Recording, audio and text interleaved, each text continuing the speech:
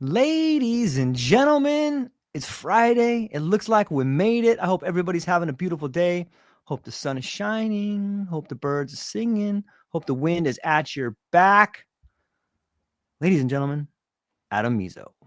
When psychedelics go public. Imagine Alan Watts took 3 hits of LSD, cracked open his MacBook, and started writing copy for a biotech startup, except he didn't forget the Upanishads or the sacred. That's the frequency we're tuning into today. I'm George Monty, and this is the place where the symbolic goes strategic, where the mystical puts on a clean shirt, walks into the boardroom, but doesn't bow. My guest is Adam Miezio, a rare mind at the crossroads of content and consciousness. He's written for medicine carriers and molecule makers, shaped language around trauma, healing, psychedelics, and transformation. But don't mistake him for a marketer. Adam is something else, a translator between the digital world and the ineffable. In this episode, we're not asking how to scale or optimize. We're asking what happens when the sacred enters the system, when ayahuasca meets analytics, when a keyboard becomes a prayer. This isn't a campaign. It's a conversation between worlds. And you, dear listeners, are invited to listen in. Adam, thank you so much for being here today. How are you? Oh, it's Friday. It can't be bad, George. Thank you so much for having me. It's a delight to be here and speak with you. And bravo on that intro, man. It doesn't get any better than that. I love all that. That's awesome. Well, I appreciate it, man. I love that you're here, and I love all the work you're doing. And before we got started on this actual podcast, we were having a pretty killer discussion just about the world we're in, and maybe we can revisit some of that and give it back to the folks a little bit. Absolutely. What do you think is a good jump off point, man? We were talking about language and neologisms, and where do you want to start at? Let's talk a little bit about language, because I think that there are some things that are sometimes as psychedelic, if not more psychedelic than psychedelics themselves, which is language and or travel. And I've been a traveler most of my life. I've lived abroad. I've lived in Spain years ago. Now I live in Mexico. I'm pretty good with Spanish. And we were just talking about how interesting it is when you learn new words in a foreign language that don't exist in your native tongue or native language. And that expands your consciousness. And it also can be frustrating because you're like, well, why the heck doesn't this word exist in my language? But as I was just saying to you before we hopped on, English is great because we rob so many words from other languages. You know, there's no rules with English. Just steal a word and start using it in English and just make up new words. Because the other thing I said was Shakespeare contributed something like, I don't know, 1,000 or 1,500 words to the English language, most of which we use today. For example, backstab and leapfrog. So I just love playing with words and coming up with new words for things like that pharmaganda word. That's a big win, man. That's a big win, George, because that's my background. I got a master's degree in mass media persuasion and propaganda. So that's beautiful. I love it, man. And they really open up new linguistic pathways. And you can't go anywhere unless you have a linguistic pathway. And if you look at something like pharmaganda, people get it like, oh, big pharma propaganda. And it just hits because all of a sudden, all this sort of, words and language and media that's been coming at you, you can almost derail an entire project or an entire school or an entire industry with a meme or a new word, because now everybody sees it. It's like if you go to watch a magician and someone's like, hey man, he's palming the ball. All of a sudden like that magician's like, so we can all do it. And we should all be doing more of it. I think it's a beautiful thing. And we all have that power to do it. Yeah, absolutely. I totally agree.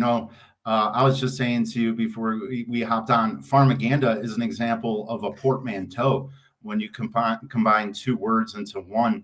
And that word itself, portmanteau, is stolen from French. So, English just co-ops every language out there. And it's great for the brain, especially as you grow older.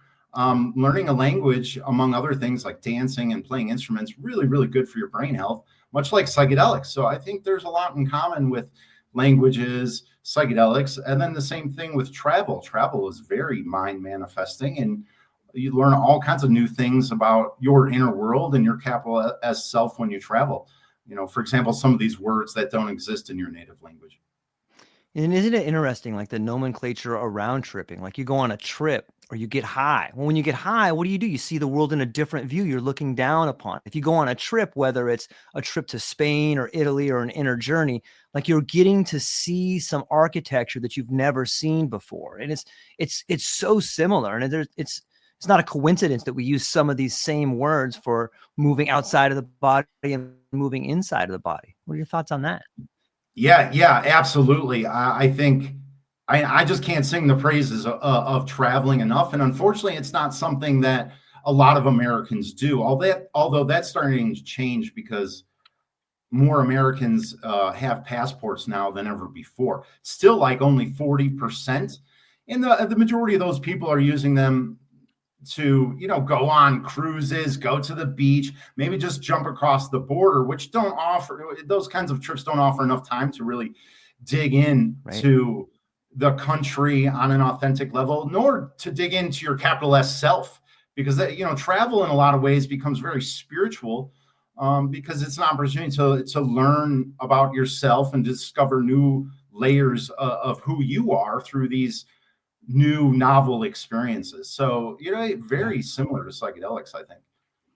It's so interesting. I know that you were hanging out with a mutual friend of ours, Christian Gray. Christian Gray, you're an amazing human being. Thank you for everything.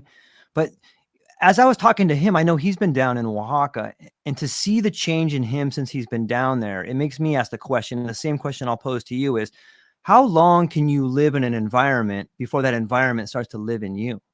Oh, well, here, I got a good line for you. Okay.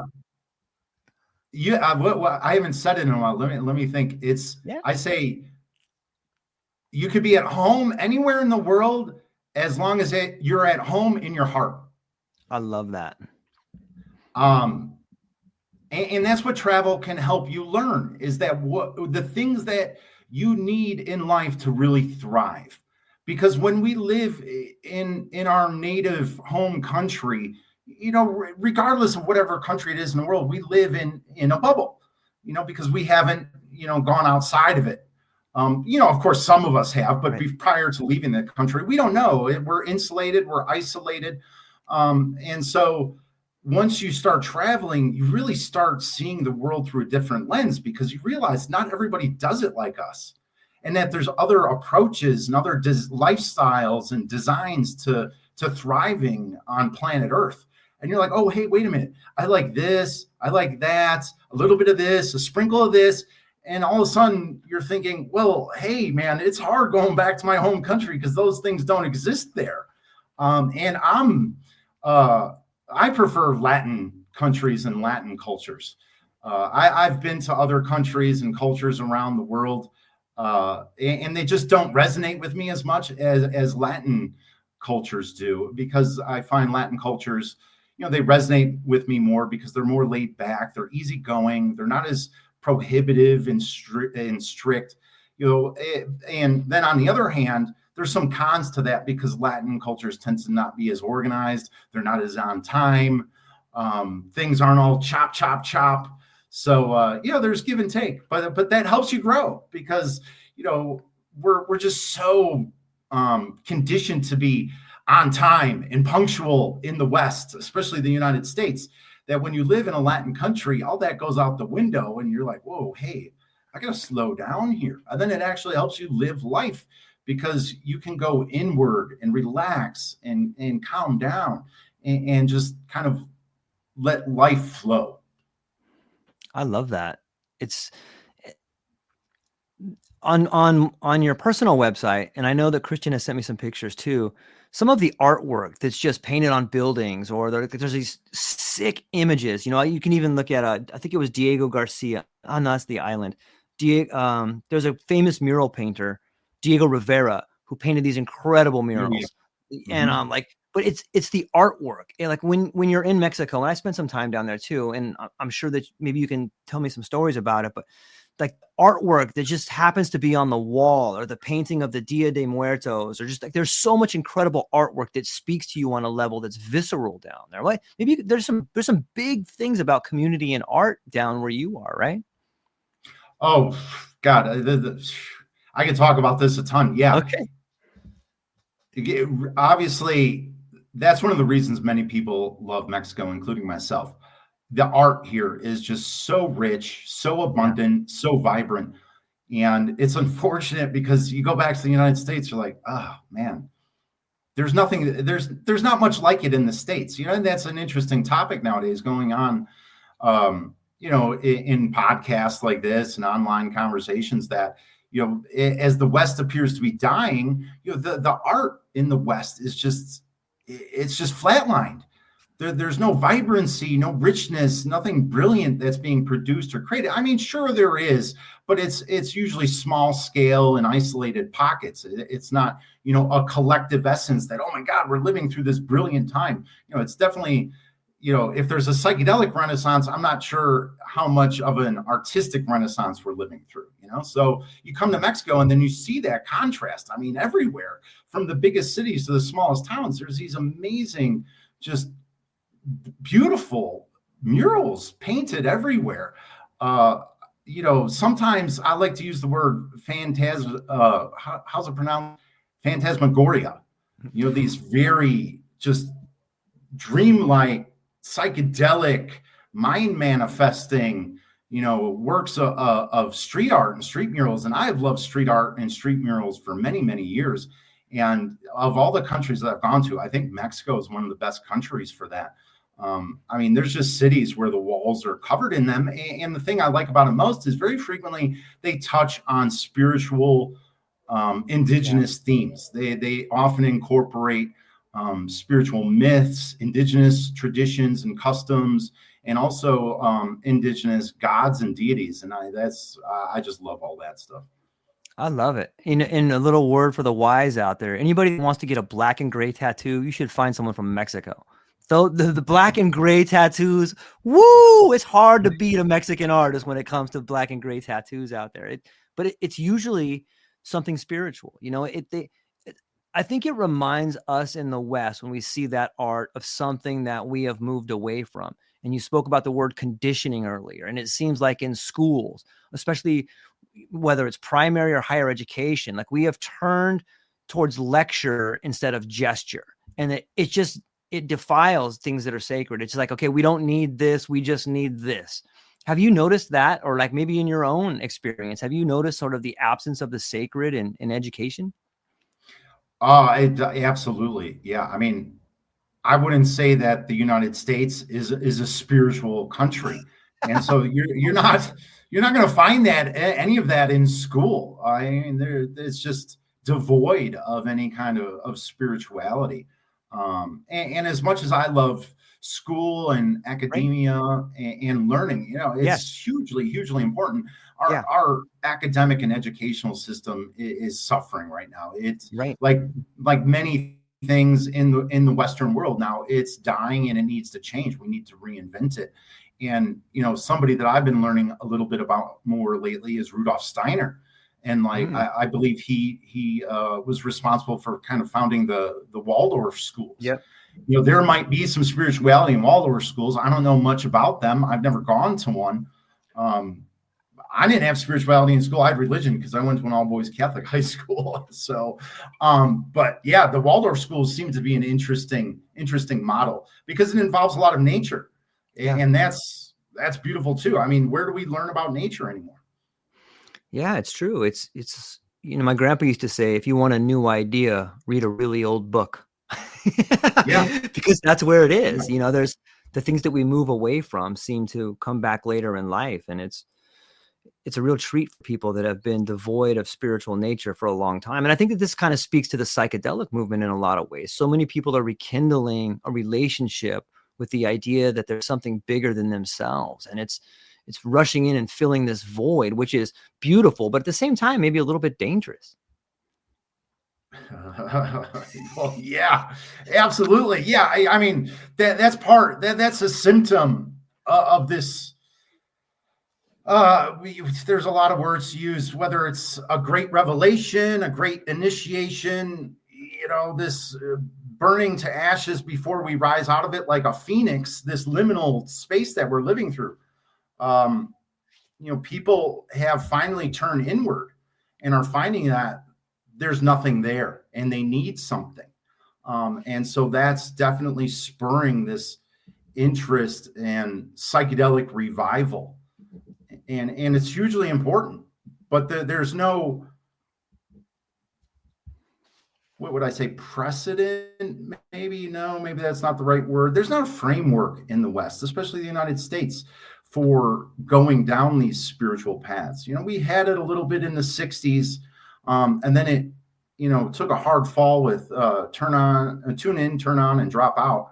And that kind of maybe cut us out at the knees a little bit. But, like, for example, here in Mexico, with such rich indigenous traditions around spirituality, mythology, and their cosmologies, from the Olmecs to the Mayans, to the Aztecs, that's all just kind of woven into the social and cultural fabric here. And we really don't have that in the United States. Of course, we have indigenous tribes and Native Americans around in the United States, but we've not taken that wisdom and integrated it well into our culture at all. Yeah.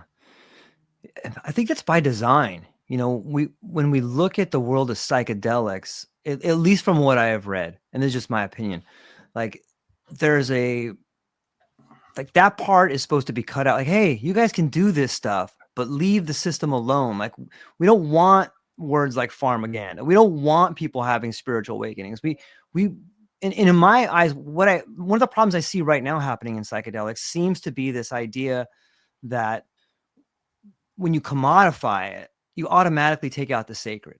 You know what I mean? Like, we're taking something that is a birthright. We're taking something that is available to everyone to explore if they have the courage to do it, and trying to sell it back to them on some level. And I'm torn. Like, I get the idea. Like, how do you make money at this? Well, maybe you don't. Maybe you can make money around it. But when you go in and when you try to commodify psychedelics through in my opinion, through like a 12-month course, or like a Vital program, or like these other programs out there, in my opinion, what you're doing is like you're drawing Muhammad. It's a bad idea, because you're taking this thing that is sacred, that belongs to everybody, and you're like, let me just draw this picture of Muhammad. Don't you want to see him? Like, you're going to really steal the fire and the suffering that is necessary for someone to fully become who they are. It bothers me on some level. Adam, am I being too righteous? No. I mean, it's a complex, slippery subject. Our economic system and financial system is well screwed right now. Not only in the United States, it's most of the Western world. The same things are happening in Canada, Germany, England, Australia. So the way I've wrestled with that in my mind is, I try not to be judgmental. Everybody has a right to make money. Yes. And, I just try not to judge. I have a good friend that works in the military industrial complex, and he does quite well, and hey, I can't control that. So why judge it? So I've kind of arrived at this idea that maybe psychedelics have, well, okay, let me back up. Let me say this. I tend to think that there's a possibility that psychedelics themselves have some amount of consciousness. So what if they have injected themselves into our awareness and this period, this time again, for a reason? And maybe it's that cosmic trickster archetype where it's like, okay, I'm going to be a Trojan horse. Totally. I'm going to come into this capitalist system, and I'm going to be abused and exploited in what appears to be the wrong way. But people don't realize that I'm a Trojan horse and that I'm going to help burn this system down in ashes. But then at the same time, we're going to rise like a phoenix afterwards. So I'm trying to hold that liminal space, because I think that's a key for this wild time we're living through. We're living through this incredible time. I think most people just don't realize this isn't just an American time. This isn't just a time for the Western world. This is a time for the globe that there's never ever been a time like it. And I think similar periods have probably passed, but maybe not for thousands of years. So I think one of the best ways to get through this time, mentally, spiritually, is to hold that liminal space. Don't be yes or no, be yes and no. Be Yeah. the Tao, be the way between yin and yang. Don't believe and don't disbelieve, but just stay in the middle and try and hold that space of uncertainty and unknowing, and just remain curious. So I that's the way I try and wrestle with this problem of the capitalization of psychedelics, because one of my favorite phrases is and it's pretty lowbrow, but I love it. Shit grows flowers. Yeah. So this could It's be so it, well man. said. Like, and that's the old Taoist parable about the farmer. That story's been around for millennia, and I believe it was one of the favorite kind of parables of Alan Watts, and it's a favorite parable of mine too. So don't jump to conclusions when you see a gigantic pile of shit. Realize that maybe some days, weeks, months, years down the road, man, what grows out of shit is mushrooms. So hey, just hold on the judgment and just, go with the flow and hold that space in between yes and no, black or white, and I think that that's a great lesson for our time right now. Man, I love that. It's so well said, and I appreciate that lens to look through it. And reminds me, like, I love to read, and I find myself sometimes not reading whole books, especially like if you pick up like the Upanishads or like a Bible or something like that. You can find these great quotes that speak to you, and the one that comes to mind is, "Forgive me, my Christian friends out there. I forgot I can't quote it exactly, and I can't tell you who it comes to, but it's something along the lines of." I was born with a thorn in my side, a messenger from Satan to torment me. Thrice I asked the Lord to take it away, and in his infinite wisdom I heard, my grace is sufficient for you, for in weakness my power is made perfect. And I think it speaks to that idea of like, yeah, it's injured right now, but don't worry, just have some grace. Like it needs to be weak so that we can see that phoenix rise from the ashes. And like when I think about it like that, it's like, yeah, okay, you have to hold that liminal space. And I love the idea of sitting between yes and now, the idea of a true paradox. And maybe that's where we're evolving into, is like, there isn't the truth is subjective. Like this thing called truth we made up. It's not real. It's your truth versus my truth. And if we can just hold both of them, maybe we can come to a conclusion where like, oh, now we're back to the idea of language. Oh, I didn't know that word. Now that truth makes sense to me. So maybe we're in the midst of a real linguistic and spiritual revolution here.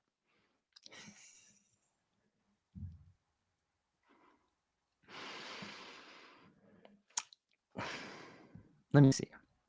Oh, I totally agree that, like, let's go ahead and just open up Pandora's box right now. Yeah. So I think, I learned in recent years more about kind of the phoenix rising from the ashes myth parable. And that's so, so important because the old world's dying, if not already dead, but the new world hasn't been born, so we've kind of like pushed off from the dock and we're in the sea of the unknown. We're like explorers of the unknown now. And it can be really scary because this is happening on a collective level. And then for most people, it's happening individually. Everyone, not everyone, but a lot of people right now are going through some very serious problems.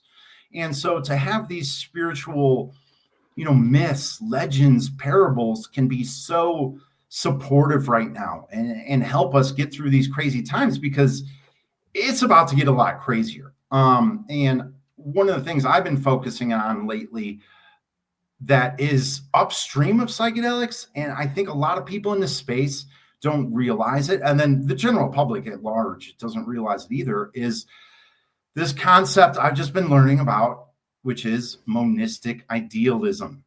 And basically, my rudimentary understanding of it for now is that it's basically the philosophical academic term for when everybody discusses or mentions that we're living in a simulation. I think that's what they're referring to as monistic idealism. And from what I can tell, some of the biggest supporters, proponents of this idea are Bernardo Kastrup, Donald Hoffman, and Thomas Campbell. And I've really gotten turned on to Thomas Campbell lately. He authored a book. He's a former physicist, maybe a nuclear physicist. He authored a book called My Big Toe. And TOE is an acronym for theory of everything. So the book is My Big Theory of Everything. And I've watched a lot of podcasts about him, and it is absolutely fascinating. When I first heard people saying, oh, we're living in a simulation, it came a lot from tech bros, people like Elon Musk. And I thought, man, that sucks. Like, I got ripped off. I got to go through this and it's all fake. Like, it's a simulation. Like, man, life is really a bummer. But then when I got into Thomas Campbell, I realized, man, this is exactly what I've kind of thought has been going on with reality and consciousness, but I've never been able to put into words. So basically, it's the idea that consciousness, the primacy of consciousness is the fundamental building block of the universe. And that, kind of going back to, we're all the universe in a drop idea, that consciousness enabled to expand, evolve, grow, kind of like shaved off pieces of itself. And that's what we are. We're just little, shavings or stardust from, whatever you want to call it, God, source energy, whatever. And that through this experience, we're helping improve the growth, development, expansion of consciousness, because consciousness, it's what Thomas Campbell does. He looks at it through a systems approach. And what consciousness wants to do is at all times reduce entropy. What is entropy? Entropy is chaos and disorder. So what it's trying to do is increase collaboration, trust, cooperation to thrive. And what's the key ingredient that Thomas Campbell says that's necessary for all this to happen? One word: love, which is really, really fascinating. Very, very interesting. And that's what the universe wants from us, is wants us to love, because it reduces entropy. That's beautiful. It makes so much sense to see it from that angle, where, and it would also explain the altered states of awareness when you feel like you're coming into contact with something greater than you. Like maybe you are coming into, and, so many people, myself included, with a relationship with psychedelics, you really begin to understand that you are part of something bigger than yourself. Like, you can have a conversation with a tree, you can have a conversation with the plants, or you could just sit quietly and monitor the ecosystem that's happening around you. And it seems that secrets are revealed to you in a way that no lecture ever could. Maybe that's what there's that great story about the Buddha having all these people come to him and just holds up a flower. That's the whole lecture. He just holds up the flower, and some people are like, what? And some people are like, oh, it's amazing, but man, I'm so thankful to get to be here now and see this thing that's happening in front of us. I'm absolutely convinced the next 5-10 years and beyond is just going to be absolutely nuts, because I've seen some people online already saying that, we're moving out of rational materialism. It's just that the mainstream and public at large just doesn't know it yet. And this is the kind of just collective shift, seismic shift around reality that doesn't happen every couple hundred years or so. This is something that happens every few thousand years or something like. I mean, it's gigantic, because once you get into this idea of, we're living in a simulation, everything is consciousness, monistic idealism, then all of these ideas like DMT entities, mystical experiences, NDEs, out-of-body experiences, noetic science, these things all become very quote-unquote real, at least very possible. I mean, I think this is a super important conversation in the psychedelic field right now that's not being held, is that this philosophical shift is upstream of psychedelics, but downstream people aren't talking about it very much. They do a little bit online, but not enough, because, one of the greatest conundrums of this time that I find is that we're actually using the scientific method to disprove itself. Like, you tell me how you square that circle, but we're doing it. Like, one of my favorite examples is Dean Radin. Well, also Rupert Sheldrake. I mean, these guys are all hardcore scientists, and are trying to prove that consciousness is the fundamental essence of the universe. But how do you prove a subjective experience? And that's why we're having this explosion of interest in these, mystical experiences, beyond, not just in psychedelics, but with, telepathy, the telepathy tapes. And I've learned a little bit recently about the Monroe Institute, and man, the psychedelic experiences that that a person can have, going to the Monroe Institute. I mean, that's on my bucket list. I got to do that next. And it doesn't even involve any, plant medicine or psychedelics or anything like that. It's all, it's all sound, frequency, and vibration. It's music. And it allows you to access different realms of consciousness. So we're going to have to start understanding, embracing, and welcoming discussions around these things in the West, because it hasn't existed in our reality. Whereas you come down here to Mexico and you're like, oh yeah, you didn't know all that stuff was real? They've been doing it for thousands of years, and that's why I love Mexico, because there's this deep mystical side to it, and esoteric, arcane side. They believe in forest spirits here. Like they're basically gnomes. They're versions of Mexican gnomes called, here where I'm at in Oaxaca, they're called chaneques. They're also known in some places as duendes, and then down in the Yucatan among the Maya, they're known as aluches. And they really believe in these things, that if you go out in the woods, you might see these guys. And, these aren't new myths. They go all the way back to, France with the little gnomes who wear the red hats, and, these types of, myths and legends in Ireland and England. So, I couldn't ask for a better time to be alive, because stuff is getting really weird really fast. It's the Chinese parable. May you live in interesting times. I love it. Yeah. And, when I read about the different ailments in the different parts of the world, like in South America, you have susto versus like the DSM, and it's so interesting to think that, yeah, why couldn't you be sort of taken over by a spirit? And like, again, no one ever defines their terms when they begin a conversation. So if I say spirit to a scientist, they're like, get out of here, man. I can't clinically, you can't test that in a clinical trial. But it just seems like we have denied so much of the obvious for so long that it's no wonder why we're in such a mess, man. It's crazy to think about. Yeah. And I think one of my favorite pieces of wisdom or legends from Native Americans is it goes by a few different names, Wendigo or Wetiko. It was popular among various tribes, maybe the Iroquois, Algonquin. It was their concept of a demon that represented greed. And that when Native Americans weren't collaborating, trusting, cooperating, working based on love, Wendigo would enter, and they would consume too much. People would get too greedy. And then as soon as, the colonizers came and Europeans came, they're like, you guys are all possessed by Wendigo. You guys are trying to eat the earth. This is not the way it works. And it looks like Native Americans were right about that now, because this absence of spirituality and total absolute belief in rational materialism, that he who dies with the most toys wins, seems now that, like, dude, it's gotten us into a really, really bad spot, a bad spot. So I think all of these things are absolutely interrelated and connected. Yeah.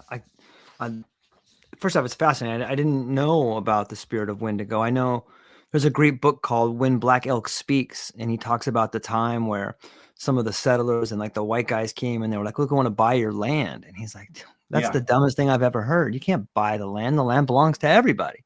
But sure enough, we were able to come up with some waivers and some contracts and this world of abstraction that we're drowning in, and it's so crazy to think about how far we've come from living in what really matters. And exactly. And that's an interesting point now, because there's a big discussion going on now across the United States about property taxes. People are going to start losing their homes, if not already, because of property taxes. Yeah. A lot of people say property taxes should be abolished, which I would agree with. However, that's also a revolutionary move, because that's one of the fundamental beliefs in America, is the right to own property. And yet, if someone's an anarchist, you're like, no, you can't do that. But then the people who are anarchism, because that term is widely misunderstood. People think it's just like utter chaos, which really it isn't. Anarchism is kind of voluntarism. It's choosing who you get to work with to increase the love and decrease the entropy. So, to think that you go back just 200 or 300 years, that's basically what the Native Americans were doing. They were living like anarchists. You couldn't own property. That was nuts. And now just 200-300 years later, you're like, no, everybody has to own property. Otherwise, it'll be anarchy. Well, I mean, where are we at now? What does the world look like? I don't know. They're doing it to the air now. Now you got to buy carbon credits. Like and Nestle owning water. Like, I mean, this is peak madness. Peak madness. Yeah, I'll never forget when I was a little boy. I lived in San Diego, and we would drive up to like Palomar Mountain, which is like a little local mountain that had snow, but that's also where the aquifer was. And they had like these stations that you could go to. And as I grew up, like probably around 11 or 12, I think probably when Nestle started saying, look, we're just going to take the water and then we'll sell it back to you, they started putting in like these stations. And I remember like, Dad, what's that station? He goes, that's where they come and suck the water out. And I'm like, who sucks the water out? And you start realizing like, oh, this giant corporation comes in, they steal all the free water, they put it in a plastic bottle and they sell it back to you. Like, and you start realizing the relationship between the corporation and the state, and they're buying the campaign donations and they suck this free resource out of it. And like the whole society, without it, just starts draining the whole society out of it. It's so bananas to me to think, like, how long can this go on? And maybe what we're talking about right now is sort of that trickster archetype, or maybe we are succumbing to the mistakes that we've made in the past. But like, that's why everything is withering and dying. It's just, we've been sucking out the life out of it for so long on so many levels, man. Yeah, I was thinking about something recently about the time that we're living in, which comes from hard science, this idea of dynamic homeostasis. Everyone's body lives in a state of dynamic homeostasis. What does that mean? That means that we have a maximum and minimum level to what our body is physiologically capable of. So if you exceed that maximum or minimum, something terrible is going to go wrong. But you have space to flex and adapt within those minimums and maximums. And not long ago, I saw an interesting video online from a Shaolin monk, and he was talking about this crazy time that we live in. And, he said something very comforting and reassuring. And, I've heard this before, but it was just so comforting to hear it again. He said, the world can never be out of balance. So, I think we're reaching one of those limits. Whether it's the maximum or minimum, I don't know, because it depends on, what lens you're looking at it through. But I think we're reaching one of those limits right now. And eventually we're going to, swing back towards balance. But it's just, these are crazy, chaotic, scary times. But that's one of the things that grounds me and makes me feel better, is that the world can never be out of balance, and that this is happening for a reason, because change needs to happen. Although change, nobody likes it. Human beings are seemingly fundamentally designed to hate change. So that's what makes this very difficult and scary. So if you can trust in the process, believe in the universe, that the world can never be out of balance, we'll get out of this. We'll get through this. We all have to have faith in the process, trust, and be resilient. Resilience, I think, is the most underrated human trait, and we could all use that a ton right now. I love that, man. Thanks for sharing that. That makes me feel at ease to hear, like, just to hear those words, like, oh yeah, there's something way bigger that's going on. And it's so easy to get caught up, though, especially in your life. Like when you look at the traumas we all have, like our family's going through cancer right now. And it is this sort of, like, I think Mircea Eliade says, the terror before the sacred. Like, you really fall into this, oh my God, we're gonna die, and like, yeah, you figured it out, congratulations. You're like, no, we're gonna die. And they're like, yeah, you figured it out. But what was born out of that is the things that matter. Like when you lose your house, when you lose your career, when you lose all these things, all of a sudden there's a space made for something else to grow. But it's really hard, and you need time. Like you might need a few years. So to anybody out there that's finding themselves on one of these tragedies, congratulations. I know, trust me, I know, Adam knows, like so many of us know, but maybe this tragedy, maybe this horrific thing in your life, maybe this loss, and I hate to say that, but like maybe losing someone you love the most, man. What do you learn from it? You're still here. All of a sudden you found this new community. all of a sudden you've started realizing these things about yourself that you've been denying. Like maybe that's where it is, man. Maybe it's not about how much you take, but what you're willing to let go of, what you're willing to leave behind, man. It's a tough one. It's a real tough one to wrestle with, man. The pain and suffering is a blessing. And I think there's a lot of room in the psychedelic space to have these spiritual conversations, that don't get too arcane, too esoteric, too woo-wooey, to help people. Because there's two important points about this. Is one, I always talk about spiritual alchemy, and that's basically the phoenix rising from the ashes. You turn a loss into a win. And that's one of the biggest reasons I love Mexico, is because of Day of the Dead. In the West, especially the United States, it's taboo to talk about death and dying. Yet it's the most natural thing in the world. It's as natural as being born. Everybody's born, everybody's going to die, but we don't talk about that in the United States, because that I think rational materialism doesn't allow for that. Yeah. Because that's it. It's the light switch theory. I know people that believe in the light switch theory, life on, life off. That's it. When you die, it's light off, and I think that's common in the United States. But here in Mexico, Day of the Dead, they have practiced spiritual alchemy and turned the worst into the best. You go to a Day of the Dead celebration here, you go to the cemetery. The cemetery is filled with hundreds, if not thousands of people, and they're partying. They go to the grave sites of all their, dead family members and ancestors, and they give them ofrendas or offerings. And those can range from that dead relative's favorite candy, food, bread, pastry, beer, alcohol, mezcal, cigarettes. They put candles, they're playing music. I mean, this is incredible. They have turned a weakness into an absolute strength. And I think we used to have that a little bit in the United States, maybe about 180 years ago. I've seen pictures, black and white pictures online of an old tradition that Americans used to have. We used to go to the cemetery on Sundays and have picnics. You could see people like in the Victorian era dressed up in these beautiful, suits and dresses and hats, and they're all having picnics at the cemetery. And we need to bring that back, because we have a bad relationship with death and dying. And then the other point, to go back to the beauty of pain and suffering and the opportunity it can offer, is an idea that I learned studying Nietzsche. Nietzsche was a son of a gun most of his career, but later on in his life, he turned it around. He went from being a nihilist and cynical and, oh God, everything's horrible, to, suddenly he was like, man, life is incredible. This is beautiful, because he came up with the idea of post-traumatic growth. And I don't almost never hear that discussed in the psychedelic space. And I love the idea of post-traumatic growth. It's the idea of shit grows flowers, and we can all grow and expand and evolve in ways that are unimaginable if we deal with the suffering and the pain in a healthy way, but we just don't know how to do that. And, one of the last points about all this is, I think it was, who was it?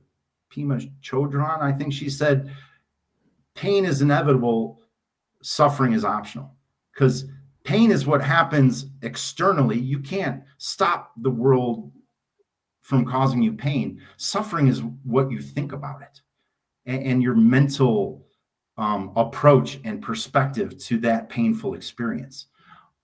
So post-traumatic growth, that's just a huge theme for me, because I've seen it in my own life. My mom passed away from cancer.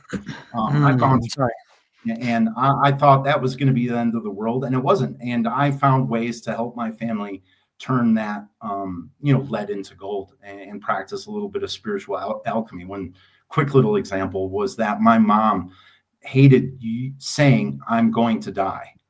And so I turned it into a euphemism, because one of the things she regretted was never being able to travel to Paris and see Paris. So instead of saying, I'm going to die, or you're going to die, I turned it into, well, when you go to Paris. And she just loved that. Beautiful. And so instead of saying, I'm going to die, she would always say, I'm going to Paris. Thank you. That is awesome. I love that. In the psychedelic community, especially in the Western world, there's so much work around, post-traumatic stress syndrome. What if we just change the word? It's post-traumatic growth. Now you sort of derail or change the direction of the industry. Like, hey, congratulations! Like now you're not wounded anymore. Now you're ready to start helping other people. Like maybe that is the initiation. Maybe the post-traumatic stress, which we've given it this clinical word and this diagnosis and a label for people to be burdened with. Like if you just change it to post-traumatic growth, all of a sudden you can fundamentally change the direction of the institutions, man. That's ding, that's ding, beautiful. ding, ding, ding. We have a winner, chicken dinner. Yeah, absolutely, George. 1,000%. Yeah, because one of the things that bothers me now a little bit is the whole, healing trauma boxing of psychedelics. Yes. Everybody should have the opportunity to heal. We need healing desperately. It's all fun. Right. Well, I shouldn't say fun. It's all fantastic. But I'm about the fun. What do we do after we get healed? After we get back to baseline, what's the next step? Because there's other ways to use psychedelics after we heal from our traumas. And God knows we need to heal. I wrote a piece a few months ago on Substack about trauma in the United States. And from the research that I did, supposedly there's like 200 million people with trauma in the United States. There's 340 million people? If 200 million people have trauma, I mean, that's messed up. Okay, let's fix that problem. And at the same time, because we're capable of doing two things at the same time, let's talk about what happens when we heal from the trauma and get back to baseline. Because I'm interested in these, mystical, esoteric, big ideas. What is consciousness? What is going on here? And we need to be able to hold those conversations at the same time with the trauma and the healing. Because personally, I don't think I've ever suffered from little T trauma. I've maybe suffered from big T trauma, those one-off events that really rattle you, maybe like a car accident or something like that. But, I've done psychedelic assisted psychotherapy and, I didn't have anything come up from the abyss or from the depths that I didn't know about. So, I have a different relation to psychedelics than what's going on now for trauma. I want everyone to have that opportunity. But like you said, with PTSD and the evolution of language, so important because that's something that George Carlin talked about. There's a great George Carlin bit about language. And I think it included the evolution of the phrase PTSD because it's gone through 3 or 4 stages. Because it used to be in World War I shell shock. And then it became combat fatigue. And if you watch the George Carlin bit about this, it's brilliant and hilarious because combat fatigue, it softens it. Shell shock, like you can really imagine artillery shells and then the shock. And then you evolve that into combat fatigue. And he's like, oh yeah, you're a little bit tired. You're a little bit worn out from being in the battlefield. Not so bad. And then there's another one maybe in between combat fatigue and PTSD. And then I think after Vietnam or whatever, it became PTSD and it softens it, which is horrible, because this trauma is one of the worst things in the world you can deal with. And the government and the military has gone on a continual process of trying to soften and smooth the impact of that word. So, man, something like post-traumatic growth and adding that to the language and vocabulary of our culture would be huge.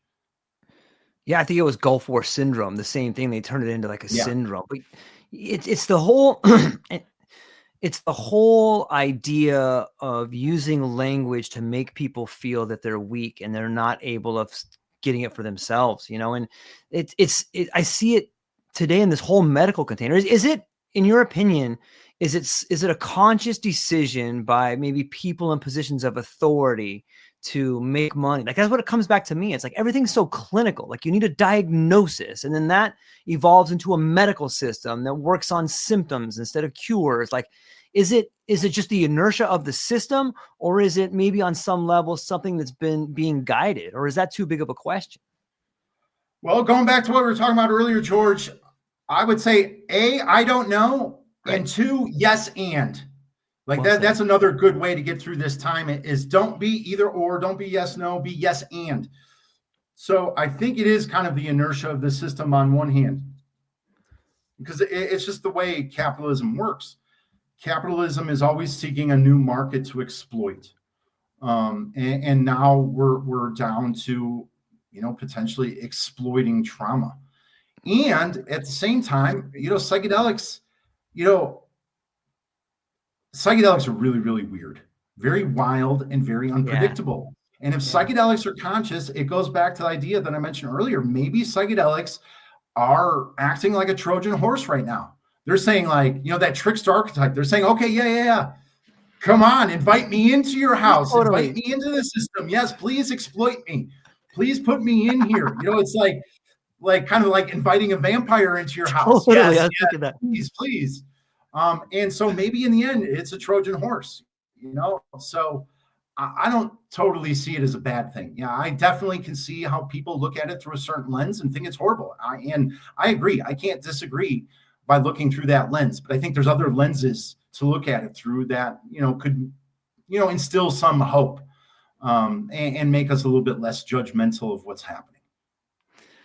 Adam, what would Rushkoff do? Maybe you can help my listeners understand first off who he is, and then maybe take some what would Rushkoff do? I don't know. I've been watching some of his stuff lately. He does the Team Human podcast, which I think is really cool. I'm all about Team Human, whether that's his ideas or, just kind of a literal sense. I think you mentioned the word community earlier. We definitely need more community, and psychedelics is good at building community. And I would even say maybe in tandem with the psychedelic revival, this idea of community has been gaining momentum and steam for some years now, at least 5, if not, for the past decade, because people for a while have been feeling the loss of it in the West, especially in the United States. I mean, I'm Gen X. I was born in 1975. And when I was young, there was still a lot of community in the United States. People knew their neighbors. There were still mom and pop independent businesses before the rise of Walmart. And now that's all pretty much dead and gone, but people realize we need it back. And I think that's a big part of the solution to the new world waiting to be born, is finding ways to reestablish and rebirth community. That's something I love about Mexico also. The community in Mexico is amazing. Even though, like most countries, fewer and fewer people in Mexico are going to church and are Catholic, the centuries of Catholic influence in Mexico, for all the bad things that it's done, there have been some good things, which is community. That's one of those crazy, pros and cons of religion. For all the bad that it does, the good that it does involves building community. And here, where I live in Oaxaca, I live in this little neighborhood without a street light, without an ATM. There's not a single corporate chain of anything anywhere. There's no McDonald's, no Starbucks, no nothing. And I know every business owner here because they work at their business. I know the butcher. I know the guy who runs the coffee shop. I know all the owners of the restaurants. And you just don't get that feeling in the United States. And that's a beautiful feeling. It's, I think they're called soft ties. And that's what's died in the United States. Our soft ties are these social connections that we have with the baker, the restaurateur, your barber, whoever it is. You don't know them on a deep level, but you know them from doing business with them. And that's one of the big keys and secrets to building community, are soft ties. And those still thrive in a lot of Latin American countries because of the Catholic Church, whereas in the United States, that's all dead and gone. Who knows their checkout person at Walmart? In Amazon, you don't even see a checkout person. It's just that all those soft ties in the United States have been vaporized for the most part, except in rural areas. It's so well said. I think it speaks to the heart of what we've been missing. I'm going to pivot to some comments over here. I got some people stacking up for you, Adam. So get ready. To everybody on the comments, I apologize for the delay, but I'm talking to Adam over here. I want to hog all of his time. So here we go. First one up is my good friend, Robert Sean Davis. Robert, thank you so much for being here, for always chiming in, being an awesome conversation. So let's see what he has to say. He says, study gematria and etymology against the history and evolution of language. and one can find ample evidence of an underlying intelligence beyond just the chaos of human intervention. It can serve as part of a higher awakenings. I've also viewed English as a gift, almost a planned oversimplification, reflecting the age we are in to help make it easier to pass through the gate. What are your thoughts on that, Adam? Thank you, Robert. Yeah, thanks, Robert. That's beautiful. To pass through this time, and maybe, that's a great thought. How do we use language to pass through this gate of great transformation? And maybe it goes back to what you were discussing earlier, George, with memes. Maybe that's a bigger part of the new world that's waiting to be born, are memes, because that's just a form of language. Yeah. And that's, like I said, that's one of Douglas Rushkoff's books, Media Virus, which is basically like a meme. Maybe in a way, we all need to become our own meme now. But I don't mean like a macro on the internet. We have to embody becoming memes ourselves to invent that new world. We have to start embodying, revering, and adoring the new characteristics, skills, beliefs, values, attitudes of the new world now. Because that's an interesting idea here, because one of the things that I've learned in recent years about the fall of communism is that there were parallel societies built underneath the regime of communism that eventually toppled communism. I can't remember the name. One of the groups that was responsible for this was a very famous band, I think, in Czechoslovakia when it still existed. And they created a parallel society that grew over years. And because people just basically stopped participating in communism, they were just like, no, we're going over here to this side. And then eventually it was that movement that toppled communism. So, as dark as this time is, as much as we think we don't have control over these massive dark forces, if we just throw that little pebble into the pond and start making those little ripples and attract more and more people to that little ripple, it will just eventually topple everything that appears to be dominating us right now. And language is the key to all that. Yeah, I really see an evolution in language, especially with the advent of the large language models and imagery. Like, on some level, and you cannot deny the relationship between psychedelics and language. I have found so many people. In theory, anyone? Yeah, without a doubt. I think on some level, even the geometric images you see in psychedelics, sometimes open-eyed or closed-eyed, like I feel like that's a language on some level. And if we can just on some level agree that there's an intelligence on this planet that's been around longer than all of us, maybe it is in fact beginning to teach us how to have meaningful dialogue. Maybe the language we have now is like, okay, you guys have learned nouns. Now I'm going to give you an adjective. Put the picture with the word, and you're going to start making complete sentences, or at least more meaningful sentences. And we see it with the memes. Like there's memes that take down entire industries. And this is a fascinating idea. I never thought of this before. I think some of the first memes were those ancient cave paintings. We're constantly finding more and more ancient cave paintings. I mean, our history is so unknown, so not properly investigated, undiscovered. And stuff is just getting older and older and older. I think right now, what is it? One of the caves in Spain or southern France that has the oldest cave paintings in the world. And I think those guys were probably doing something. They ate a little something, drank something, and then they're like, "Hey man, let's go in the cave and make some memes." So it's funny. It's coming full circle, and it's like we're going back to that. Maybe we need to go into some caves and put some paint on our hands and put some handprints on the walls. I heard they're going to have that at Psychedelic Science this year. No. Dude, I'm there, man. Like, dude, it sounds like some kids event, but yeah, let me go dunk my hands in some paint buckets and make some memes on some cave wall somewhere. That would be fun, man. That would be amazing. I would totally do it. Yeah, let's make more art, because that's something else that we desperately need. We need everybody. I think that's one of the things to help birth the new world. We have to create. Everybody, I say, has a cosmic job. Everybody has their capitalist job to survive, but we're really put here by consciousness to have a cosmic job. We all have some kind of unique mission. And I think the more we discover what that is, we create. whatever that is, it, Yeah. it can be anything. And the more each one of us finds a way to create what we're really meant to do, that will help us move to that new world that awaits us.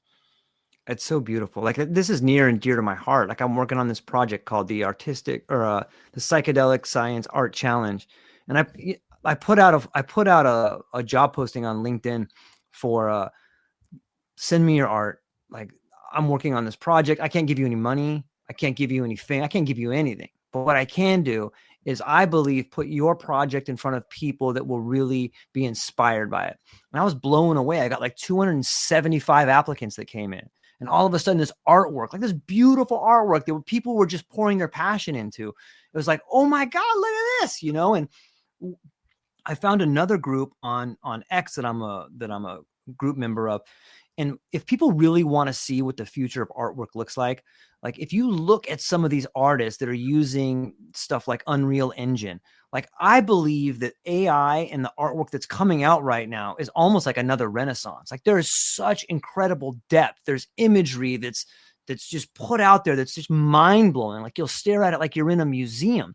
And the most beautiful thing is everyone can create these kind of things. Like I see people that have just started and I see people that have been doing it for a long time, but it's that absence of artwork that has been gone for so long. And all these new artists are just coming up. They're selling their work for they put it on the blockchain and they're making a living from it. Like some guy, I talked to a gentleman in Nuwan Shilpa, who everyone should check out, brilliant artist out of Sri Lanka.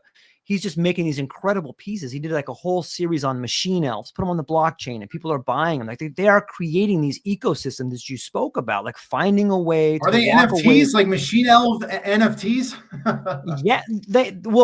Yeah, he puts them on, I think they're on the Solana blockchain, but they also put them up just for people to view, and just looking at them is incredibly inspiring to look at it and be like, whoa, look at this, and Right. some of the artwork is so interdimensional and it speaks to you in a way that language can't, like all great artwork does. So to see this sort of renaissance in art coming up, like I see it out there and I see it on the fringes and I can't wait to integrate it into more of the mainstream. It's always the artist, Adam. It's always the artist. Yeah, I totally agree with you. And at the same time, I'm weary of AI a bit because Okay, we why? still have Tell to me. make physical art. We have to physically beautify the world around us. And I've always loved, I'm picky about my art that I like, Okay. but I love psychedelic art a lot. Yes. And when I lived in Spain, I got to see MC Escher a few times. Nice. Not him, of course, but his work in Right. some galleries. And then, of course, Spain is the home of Dali and Gaudi. And I've been to Right. Barcelona a couple times. And man, the Sagrada Familia. AI is never going to create the Sagrada Familia. The Sagrada Familia is still under construction over 100 years later.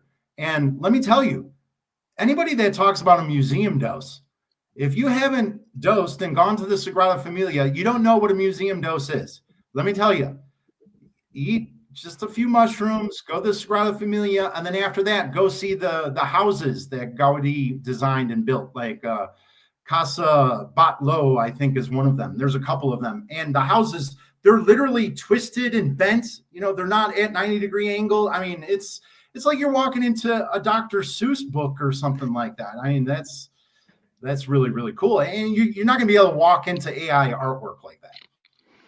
You might not be able to walk into it, but let me ask you this. The way I've kind of view it sometimes is like a piece of charcoal is an extension of you. A pencil is an extension of you. And the same way a blind man uses a cane to feel the world, so too does an artist use a pencil to draw it or a sculptor to sculpt it on some levels. So on that, if I think from that level, why wouldn't AI just also be an extension of us? And like, why wouldn't it have the same profound effects that extending your consciousness into an inanimate object would have?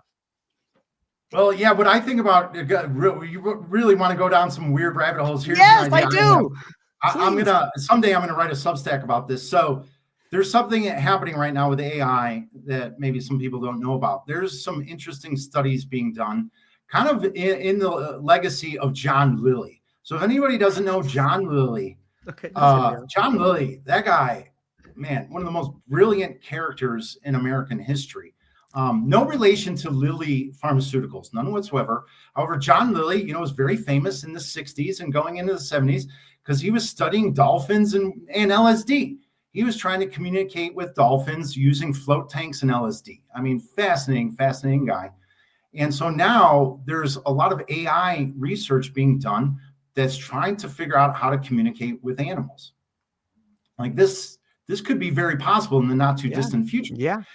One of my favorite creatures is the octopus. In recent years, the octopus has been declared a sentient being by various countries around the world. I think there's like a half a dozen countries that declared the octopus a sentient being. France is one of them. The octopus, when you read about it and learn about it, it's an extremely mysterious creature. That the octopus may have come from space. I mean, it is bizarre. An alien. It is truly a mystery and enigma to behold of life on Earth and nature itself. So I wonder, will we be able to communicate using AI with an octopus? And then combine this with the fact that a number of years ago, there was a study, you could find this on the internet, it was real and it happened, a study that was done with MDMA and octopuses. Researchers gave octopuses MDMA and they behaved in a similar manner to human beings. So what happens if we can communicate with octopuses while they're on MDMA?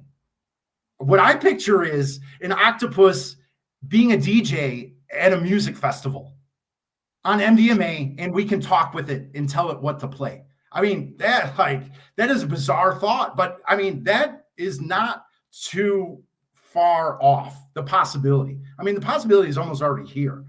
It's a bizarre thought and not so bizarre right now. That's the world we live in. I mean, it's crazy. Could you imagine that? You go to a rave or a music festival and the DJ is a talking octopus on MDMA. I mean, sign me up. I'm in. I'll be the first one there.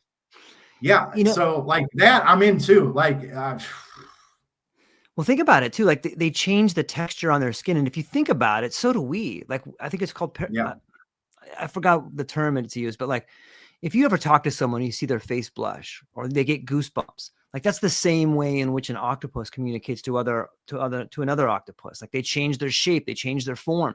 Maybe it's a higher version of communication. Like there's so much vulnerability there. There's so many different ways in which they can change the patterns on their skin. Maybe they're vastly more advanced when it comes to communication. Like to change the texture on your skin to show an emotion is to really show someone how you feel. And we see it, we call it blushing or we call it being embarrassed, but like it's so juvenile the way we describe it versus the way in which they work with each other.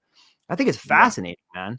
Yeah, like octopuses are so fascinating. They can distinguish between human beings by basically tasting you. When they put their tentacle and sucker on you, it's like a dog smelling you. They can tell the difference between human beings, and they seem to form bonds and relationships with certain human beings. It might make it difficult to do animal research, Adam. You know what? I'm not vegan or vegetarian, but I'll tell you what, since I learned about octopuses, I don't eat octopus anymore. I will not eat an octopus. No way. But I'll still eat a hamburger. So, I'm human. Me too. I'm imperfect. I still like my meat. I mean, I live in Mexico. Mexico is a carnivore country, 1000%, but they also love octopus. And so when I'm at the beach, I won't eat octopus. There's no way. Yeah, and I think it opens up a whole nother avenue of language and communication. When we start talking about talking to animals, why not? Jeremy Narby wrote a great book called forgive me for the title. It's called like The Serpent and the Vine. It's not exactly it, but just look up Jeremy Narby. And he tells this story about a group of anthropologists that go down to South America. And I think like 10 of them go down and they meet with this tribe and they're trying to learn. A lot of them are there trying to find like, which herb do you use for this? They got some big farmer reps down there or whatever. And the tribe just kind of is like watches them for a while, talks to them a little bit. And then they're not really giving up or talking to them. So everybody leaves except two of them. And then the two anthropologists are like, hey, thank you so much for everything you've taught us, and the tribe is like, hey, why are you guys sticking around? Everybody else left. What are you guys doing here? And they're like, we find your teachings fascinating. You're talking to plants and stuff like this. But he goes, well, how come those other guys left? And they go, well, they think it's nonsense. They said, you can't talk to plants. Like, you guys, you don't know what the hell you're talking about. And so one of the guys builds a relationship with the guys. I'll show you how we talk to plants. And so they go into the forest, and he shows them, like, there's like this incredibly venomous snake. And he's like, see that snake right there? That snake will kill you with one bite. And he goes, look at that snake. And he goes, tell me what you see. He goes, well, I see like a green head and a couple of white dots on his head. And he goes, yeah, you can see. Now look at this plant over here. What do you see? And he goes, well, it's sort of shaped like the snake's head and has 2 white dots on it. And he goes, now you're talking to the plants. That plant is telling you that it is the anti-venom for that snake. Do you see what I'm saying? And he's just like, oh, I get it. So many people just brush off this idea that probably got lost in translation. Like, you can talk to plants. Like, that guy's crazy. No, you can. Like, the plant is communicating with you on a level if you have an awareness about it. Like, and I think there's so much of that with animals, with plants, with trees, with the environment, if we're willing to look and listen. Yeah, it goes right back to this idea of monistic idealism, and that the primacy of consciousness, because that's another perfect example is plant consciousness. They do appear to be conscious, and there's more studies about this happening. I mean, the most basic one is, how flowers, is it the sunflower maybe, how they turn towards the sun, heliotropism. That's a sign of consciousness. So that you can talk with a plant, it shouldn't be such a radical idea. It seems to be, very possible. I mean, that's the thing you hear all the time with, shamans, when you ask the question or wonder about, well, how the heck out of the thousands or tens of thousands of plants in the Amazon did they figure out it was these 2 to combine to make ayahuasca? And they all say the same thing. They're like, the plants told us, it came to us in a dream, so. It's interesting. I got my friend Betsy comes in here. She says, thank you, Betsy, for hanging out with us today. She says, when we say medicine, do we mean the substance or the story wrapped around it? Ooh. My best answer is yes, and it's both. Get out of either or thinking. Yeah. Embrace both. It's yes, and it's the compound, the psychoactive substance, the psychedelic, and the story. Because I don't think, though, you can't separate those. They're inseparable, especially in any kind of indigenous culture, language, framework. Those are inseparable. The medicine with the myth. And that's why I'm a big fan of Joseph Campbell. I just love all that hero's journey stuff, the man of 1,000 faces. These things are inseparable. And to that point, I think that's part of the big problem that we're having right now in the West and the United States. We've lost our story. We have no myth. We don't know what our story is. And we have to create a new one for the future. That arguably is more important than the psychedelic work going on right now, is we have to create a new collective story, myth, parable about who we are and where we're going. And I think that'll go great lengths then to guide the direction that psychedelics will go in.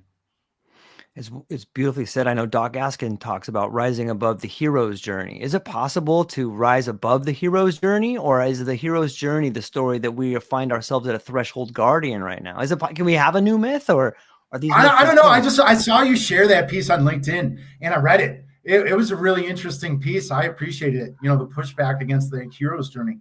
I don't know. Is the hero's journey so fundamental, in an archetypal way to the human psyche that is just, it can't be minimized. It can't be marginalized. I don't know, but I think that's a great myth for right now, because we're entering that cave. We're going into it right now. The cave we fear to enter, we're in it right now. And it also holds the treasure we seek. So I think I'm going to stick with the hero's journey until somebody comes up with a better replacement. And like you said earlier, almost all the artists in the world have just stolen the same idea from the past and improved it. That's how all great art works. It's just all the same ideas recycled and improved upon. So I imagine we'll come up with a better version of the hero's journey at some point. And I'll be ready for it. Maybe it's you that creates it. Maybe it's me. We'll probably need it. But somebody eventually down the road will be saying, oh, that's just what Joseph Campbell did. but this is such a better, face on it or version or edition of it. So we'll see what happens. Yeah, I love it. I think we're in the midst of it right now. It's ever changing, and maybe it's like you said, maybe it's just new to us.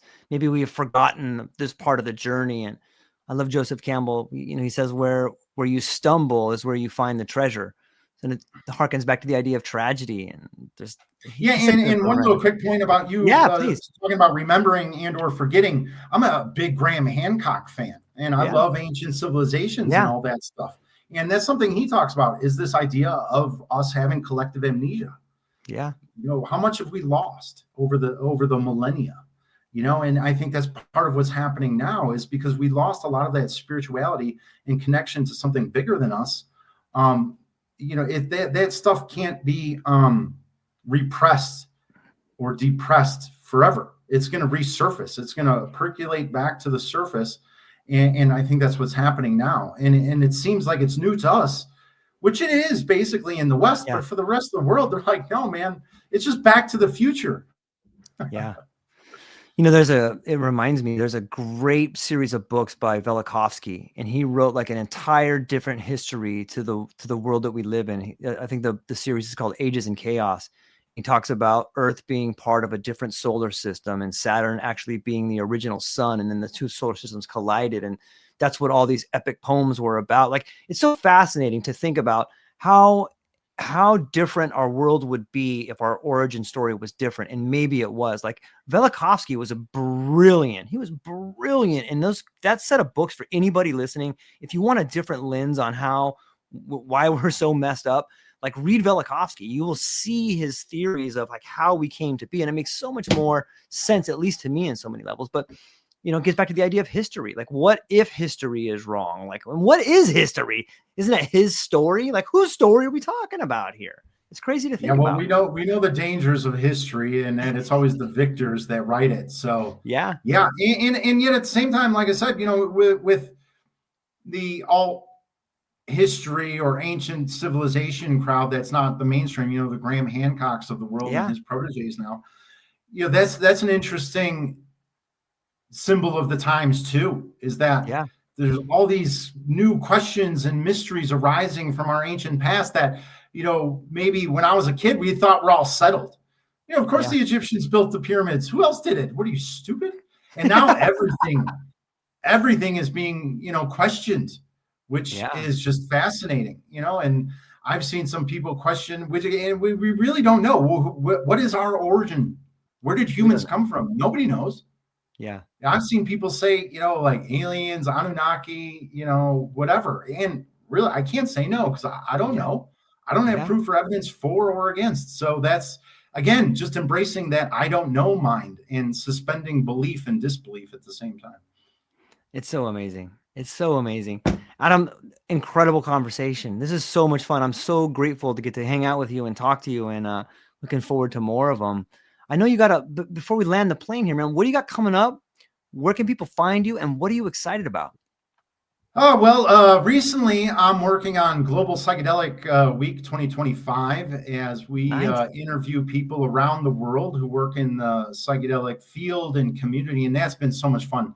That's one of the things I love most about working in this field is the learning. Two of my biggest characteristics are love to learn and curiosity. So I've been able to come up with all the questions. I get to enjoy the creative freedom and liberty to create all the questions that we send out to our participants around the world. So I learn a ton about psychedelics. So that's really fun. And then I guess I'll go public. Why not? I think I'm going to Psychedelic Science in June. So, oh boy, like, wow, that is going to be, I've never been. It'll be my first time. So that's going to be quite mind manifesting, literally and figuratively. It's going to be fantastic to be able to meet all these lovely, beautiful people I've met and come to know online in real life, because that's where the best magic happens. So I've been to a lot of big conferences and events before in other industries, but this one sounds like it's going to take the cake. I went to Burning Man once years ago, and I think this is kind of like maybe Burning Man for the white collar laptop class. Maybe, I don't know. At least I know I won't be nearly as dusty and unshowered and dirty. The food might be better too. So we'll see what happens. It's going to be quite intriguing, I believe. A lot of dots are going to be connected. Yeah. And the best place to find me, never ever thought I'd say this in my life, but one of the best places is LinkedIn now. LinkedIn used to be so stiff and corporate and like tight up all the way to the neck. And now it's like, it is the number one, I think, social media tool for the psychedelic Yeah. community. I mean, they don't seem to care on LinkedIn about anything psychedelic censorship.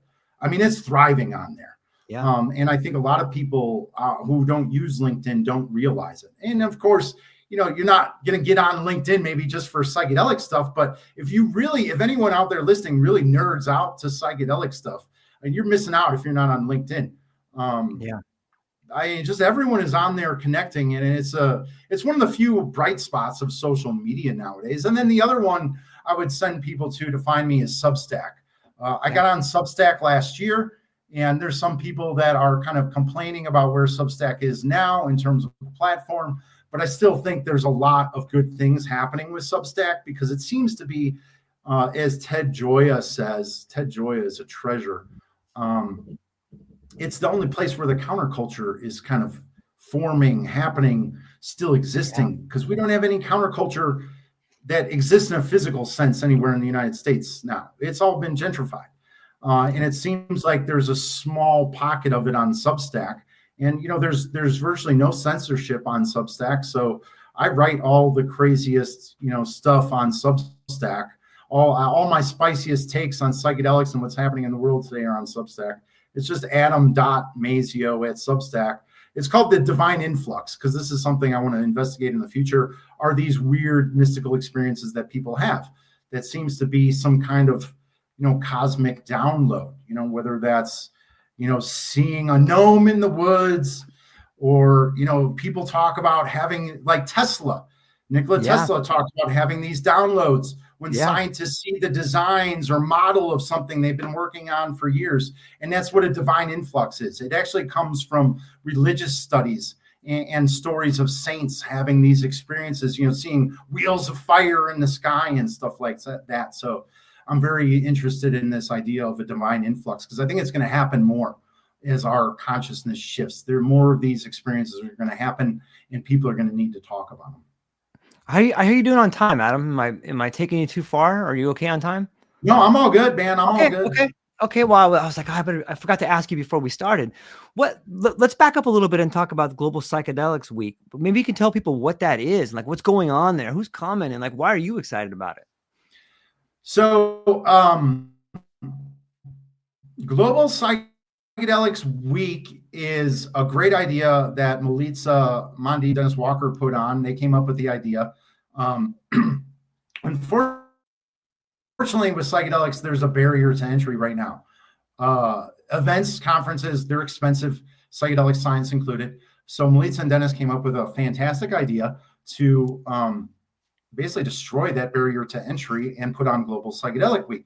Global Psychedelic Week takes place in November. I don't know the exact dates in November, but it's all online. And I'm not sure if it's free. It might be free. I don't have the details yet. But if it's not free, it's going to be extremely low cost. And then it gives everybody an opportunity to engage, participate, and be part of the global psychedelic community. And Melissa and Dennis have invited speakers from around the world. I think, dozens, maybe 2-3 dozen people, because it's going to be a full week of speakers online talking about psychedelics. And I think that's fantastic. Because I don't want to pay a ton of money to go to conferences and events all the time. I'm always trying to get a press pass to go to these things. I'm not rich either. This isn't a field that's making people rich right now. Believe me, anybody out there that thinks working in this field is going to make you rich, no. I am doing this out of pure passion and love. And trying to make the world a better place. It's going to be a very interesting event, because it's gonna democratize psychedelics, maybe hopefully make them a little bit more egalitarian, because there's people around the world that live in economies that can't afford to do these things. Best example was last October when I went to an event, my first psychedelic event in Mexico City. I mean, it was it was very obvious there that there's just a select group of people that can attend those types of events in Mexico. Yeah.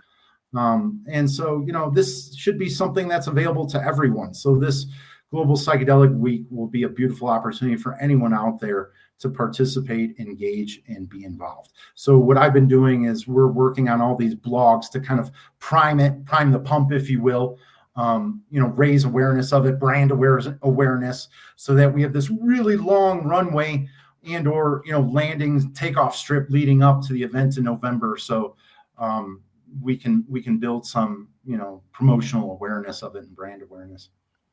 I think it's fascinating. And I know Melitza put on Psilocybin San Francisco. She does that event quite a bit. And that was a home run. Like, there was so many cool people there. Yeah. It was online. It was for people to go and talk and listen. And there was a lot of space for the audience to come in and ask questions. And it just seems to me like when we pan back, like I can almost begin to see the Dayglow school buses rolling into the event. You know what I mean? It's starting to see some new Merry Pranksters rolling out. And it's so yeah, cool. And I really love the Dennis and Melitza's the cut of their jib, to use an old school phrase. It's a favorite phrase of mine because like I mentioned to you not long ago, George. With the trauma boxing of psychedelics, and now this moment of the spotlight and limelight that therapists are in, there's this possibility that they've become or are becoming the new priest class. Yes. Of psychedelics. Yeah. So anything that opens this up more and democratizes it more and makes it more egalitarian, helps push back against, the gatekeeping of psychedelics, because none of this existed 20 or 30 years ago. How I first discovered psychedelics was being in a fraternity. That was it. Full transparency, man. Fraternity. That's what did it. There was a small clique of guys in my fraternity, because it was all the freaks and outlaws and rebels that didn't fit into this stereotypical fraternities. I didn't join the jocks. I didn't join the rich guys. I didn't join, whatever. I joined the fraternity that was all the rejects and outlaws and rebels that didn't fit in the other ones. And within mine, there was a small group of hippies, and they introduced me to psychedelics. So I didn't have to go to a therapist or anything. I ate a bunch of mushrooms and walked into a jungle in Florida. And that's what got me here today. Man, it reminds me of the old Arthurian myths, where each individual would find its way into the darkest part of the forest, and you had to go alone. You had to find the spot that was the darkest for you, and then you would go in there and you would look for the Holy Grail. Man, it's so beautiful. Yeah, and along those lines, totally being 100% honest about this, people may not believe it, but I do have pictures. I ate a few mushrooms once here in the Yucatan and went into a cave at night by myself, a Mayan cave, with weird stuff in there, like, human teeth and pottery shards and bats and all kinds of creepy crawlies that hang out in caves in Mexico at night. And yeah, you want to talk about facing fears, man, walking into a cave by yourself at night on mushrooms. Woo, boy, that'll do it. When was this, man? Maybe we should talk about this. Maybe flesh that out a little bit more, man. Back in 2021, because I was living in Austin, Texas at the time. And that's a whole another story about why I left Austin in the States. But yeah, I left in June of 2021, and I spent a year backpacking across Mexico. And I flew from Austin to Cancun. And so the first couple of months or so, I spent all over the Yucatan. And I was just all over the Yucatan. And I was in a really, really small town, not far from Mérida. And it's just in the heart of the jungle, heart of Maya country. And, I was visiting all the temples, the ruins, the pyramids. And I was at a very interesting property of a shaman. I didn't even know he was a shaman before I rented the place there. Got there, he was a shaman. And he's got this cave on his property with a ladder that goes down into it. And he took me there during the day once to give me a tour. Of course, even though it was during the day, the whole cave is pitch black. You still got to take, flashlights and headlamps, of course. And he gave me a little tour. It's not a huge cave, not very deep. It goes down, the ladder goes down about 15 or 20 feet. And then the cave doesn't go any deeper, but there's like 3 or 4 tunnels that spoke out from the entrance. And he took me down some of the tunnels. I had to crawl on my hands and knees through some of them. And then he's just like casually, there's some human teeth. There's some Mayan pottery shards. There's like a little altar in there with little things that people offer to the spirits. And it's called the La Gruta de los Aluches. And Gruta's cave, and the Aluches are what I talked about. They're the Mayan jungle gnomes, the little forest spirits and creatures that are like, whether they're elves or gnomes or goblins or whatever they are, they think they live in that cave. And so, yeah, I asked him, I'm like, hey, can I go in there one night by myself? He's like, yeah, sure, go ahead. Just make sure you bring flashlights, and don't bring one, because for sure it'll go out and then you're well screwed. Bring 2 or 3, which I did. And I ate a few mushrooms, and I went through the jungle by myself, got to the cave, went down in it at night. And I stood there for, it was between a minute and 2 minutes with no lights. I wanted to feel what it was like to stand in a cave alone in the dark at night with just nothing. And it's, man, wow, a powerful, powerful experience. And I think that's one of the greatest lessons of psychedelics that they can teach you, is how to get over your fear, because fear is all here. It's all mentally manufactured. And they really, really help you push your boundaries and do things that you never thought you'd be capable of. And then, of course, I turned on my headlamp after a minute or two, and then there's like tarantulas everywhere and bats. And man, there's insects in these caves that look like deep sea creatures, like from thousands of feet deep. They have very spindly, long, skinny legs. They look like they're from an H.P. Lovecraft book. It's weird. It's weird.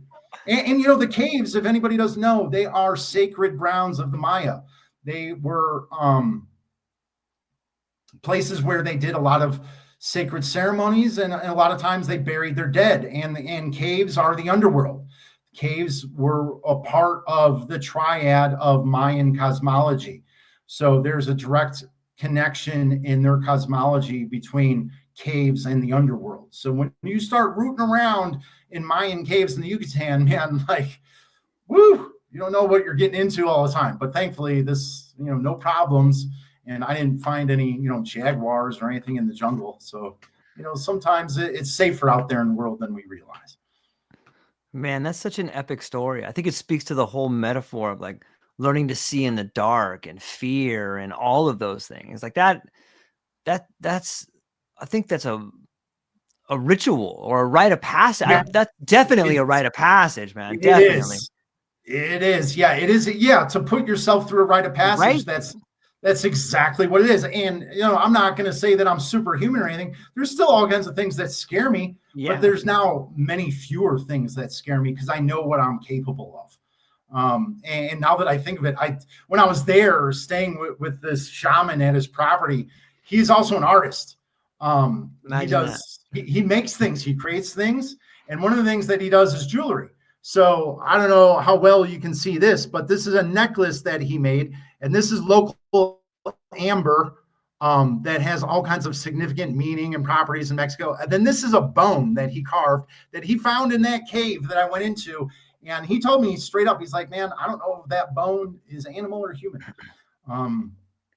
This could be from who knows what, So I was like, dude, it's one of a kind. This is the only one he made. So I was like, that's real art. Like, just take my money and give me that necklace. If I'm wearing some Mayan bone of a human being, let's do it. Take my money. I can't tell you how much I love that. Like, that to me sounds like a real exploration of self and going it alone. And I feel on some level like that's what schools wish they could give in a lecture or something like that, but you never can. Like, that is an adventure. That's a call to adventure that you took upon yourself to investigate. And you meet this guy, you didn't even know who he was. And now like you have such a meaningful, deep, rich experience of the ideas of initiation, of rites of passage, of facing fears. Like, that's the real deal right there. It's not a certificate. It's an internal validation of doing something that most people would be afraid to do. And that's the psychedelic journey. Like, that's the hero's journey, the psychedelics journey, the exploration of self, learning to see in the dark. It's all of it, man. That's beautiful. Yeah. And I think, there's a lot of talk about integration, and I'm all for integration. Integration is huge. I used to just kind of like brush that off and give it a backhand and be like, oh, yeah, integration, whatever. And then once I went to my first ayahuasca ceremony and really then understood integration, yeah, it's everything. But I think there need to be a lot more discussions about some of these small pieces of the puzzle that you can actually, actual practices of how you integrate this into your life. Like, okay, if you feel scared, try and start doing small things that you used to be afraid of and then overcome them. And then keep stepping it up, go higher and higher on the ladder until you're walking into a cave in the jungle in the Yucatan on mushrooms at night by yourself in the dark and not turning a light on. You know, like, we are capable of so much more than we give ourselves credit for, you know, and you're still going to be imperfect after that. You're still going to be afraid of certain things, but you're going to get through life a lot better because you realize you're capable of so much more than you imagine. And you can put yourself into these scary, fearful situations and realize most of it's in your mind. You know, yeah, sure, bad things happen in life. But most of the time, you know, we're afraid because they're mental constructs and illusions that we've created in our mind. And yeah, it's just, I would say if people do that here in Mexico, just, kind of give a little bit of respect and honor to the gods, because they take that stuff seriously down here. And once you start going into caves in Mexico, you get some vibes and some energy. Like, I could talk about this for a long time. I don't mess around in caves or like leave litter, or, you know, it's like Burning Man, leave no trace behind, you know. And if it is a trace, I usually leave some kind of, you know, offering to the gods and to the spirits, you know, whatever it is that they like. You know, down in the Yucatan, it might be like a little shot of, there's an ancient Mayan drink called balche. Leave a little bit of shot of balche for the gods or the spirits. You know, it's like leaving cookies for Santa Claus. But maybe if you don't leave the cookies for Santa Claus, you might have some bad luck, you know. And it's just not something we're accustomed to in the West. I'm so grateful for this. Like, I think the word integration, you know, when we talked about language earlier, sometimes if you use a word too much, it loses its meaning and it gives a false idea of what it is. And like, those are real integration. And I don't know that anybody can integrate something for you, especially an experience with some divinity or something divine or whatever you want to call it. Like, the integration is like a personal process where you as an individual figure out what it was that was blocking you and what that message had for you. And it just seems like that slippery slope when you start passing out like integration guides, man. Like, wait a minute. Like, you know, I fear, maybe I shouldn't, for me, this speaks volumes of what I'm thinking when I say I fear this, but the language has power because it's meaningful. And when we stop using the language meaningfully, it loses its ability to cut. The instrument loses its edge when it becomes an institution on so many levels. It's so refreshing to hear this story, man. Thank you. Well, what integration? Maybe we could just pull on that thread a little bit more. Are we losing the edge of integration if we start using it and allowing everyone to be an integration coach? Oh, you know, not to be a cop out, but let's say yes and again, yes and, because I think with diligence, and education, anybody can integrate on their own. Agreed. I think it's possible for anyone to not, and they must on their own. I would say it's not for everyone, but if you can, it might be better. But you kind of have to have some kind of background in spirituality and mythology, you know, be well read, have read, you know, Joseph Campbell, some Carl Jung, have some things to bounce ideas off of. Because if you just don't have a background in any of this stuff, and then you go and do psychedelics, you think you're going to integrate on your own, you might be able to, and you might be fine. And at the same time, you're not going to get as much out of it as you could if you can properly integrate. Because now integration to me is more beneficial and provides more opportunities and more post-traumatic growth maybe than the experience itself, than the psychedelic journey itself. Like, I had, not to talk about Mexico more, but when I came to Mexico in 2021 to start that adventure for a year, within a week, I was in Tulum. Tulum is a hell of a place. It's not my favorite place in Mexico because it's kind of like, if anybody knows Ibiza in Spain, you know, it's the party capital of Europe in the Mediterranean. Tulum is basically like the Ibiza of the West. Tulum is not a natural Mexican creation. It's been created by Westerners. It's been created by the West. And it's all about partying, but with spirituality and psychedelics thrown in. So anyways, I was in Tulum, and long story short, son of a gun, I didn't find Bufo, but Bufo found me.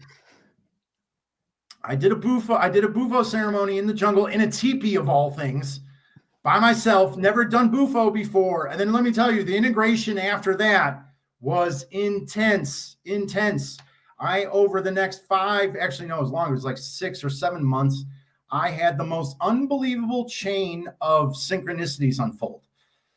And each synchronicity got stronger, more potent, and beyond what I say lottery winning odds. To the point that I was almost thinking I was going crazy. I was like, this is nuts, and it kind of came back to some of those old psychedelic heroes of mine that you don't hear much about anymore, maybe like Robert Anton Wilson. He's an old favorite of mine. And when you go through these experiences where you're experiencing your subjective reality and you're losing your ground to what you think reality is, and you think you might be going nuts. And these synchronicities kept on happening. The first one that happened was within 2 weeks after I smoked the toad. I was in Valladolid. It's a small Spanish colonial town in the jungle. I'm in this restaurant at like 8 or 9 o'clock at night, and the owner comes over to the table and asks me if everything's okay. And I was like, yeah, man, everything's awesome. I was really enjoying my meal. Awesome food. We're talking. He realizes I'm a gringo, and then he changes to English. So we start speaking English. He speaks really fluent English. And I'm like, oh, hey, where'd you learn your English? And he says, oh, I lived in Chicago. I was like, no way, I'm from Chicago. And I was like, wow, this is cool. And I said, how long did you live in Chicago? He lived there like 12 years. And I said, oh, really? What did you do there? He said, I taught. I was a teacher. I said, where did you teach school? And he said, I taught school at Wilbur Wright Junior College. I was like, what? That's where I got my associate's degree. Wilbur Wright College was like less than a mile away from my family home where I grew up in Chicago. That's impossible. Yeah. We're like Chicago and Valladolid, 2,500 miles apart from each other. And there's over 330 million people in America. There's over 130 million in Mexico. What are the chances that these two people connect? That's impossible. That's the best definition of a synchronicity. And then I had 4, 5, 6 more synchronicities like that in Mexico, but each one got more improbable, more beyond lottery winning odds. And I thought I was losing it. And I read a lot about synchronicity. I love Carl Jung and synchronicity, his definition of it and ideas around it. And at first I was thinking, okay, these things are happening to me. And then I said, no. And then I said, these things are happening for me. And I said, no. And then finally, what settled my mind down and helped me realize I wasn't going nuts was these things are happening with me. It's the ocean and a drop in the ocean. I'm flirting and dancing with consciousness. And this is why integration is so important, because especially with DMT, like Bufo, I've not done Iboga. I think Iboga could be the only, plant medicine stronger than Bufo. Bufo, you start getting into that world and you really have to take care of your integration. Thankfully, I was traveling, across Mexico by myself in a lot of nature, spent a lot of time alone in nature, which is very, very good. And interestingly enough, another little synchronicity happened last year. I wrote a few pieces for Psychedelics Today, and one of them was about spiritual emergence and spiritual emergency. I didn't know a lot about that at the time. And so this can be common after using psychedelics. And what one of those symptoms of spiritual emergence or spiritual emergency is synchronicities.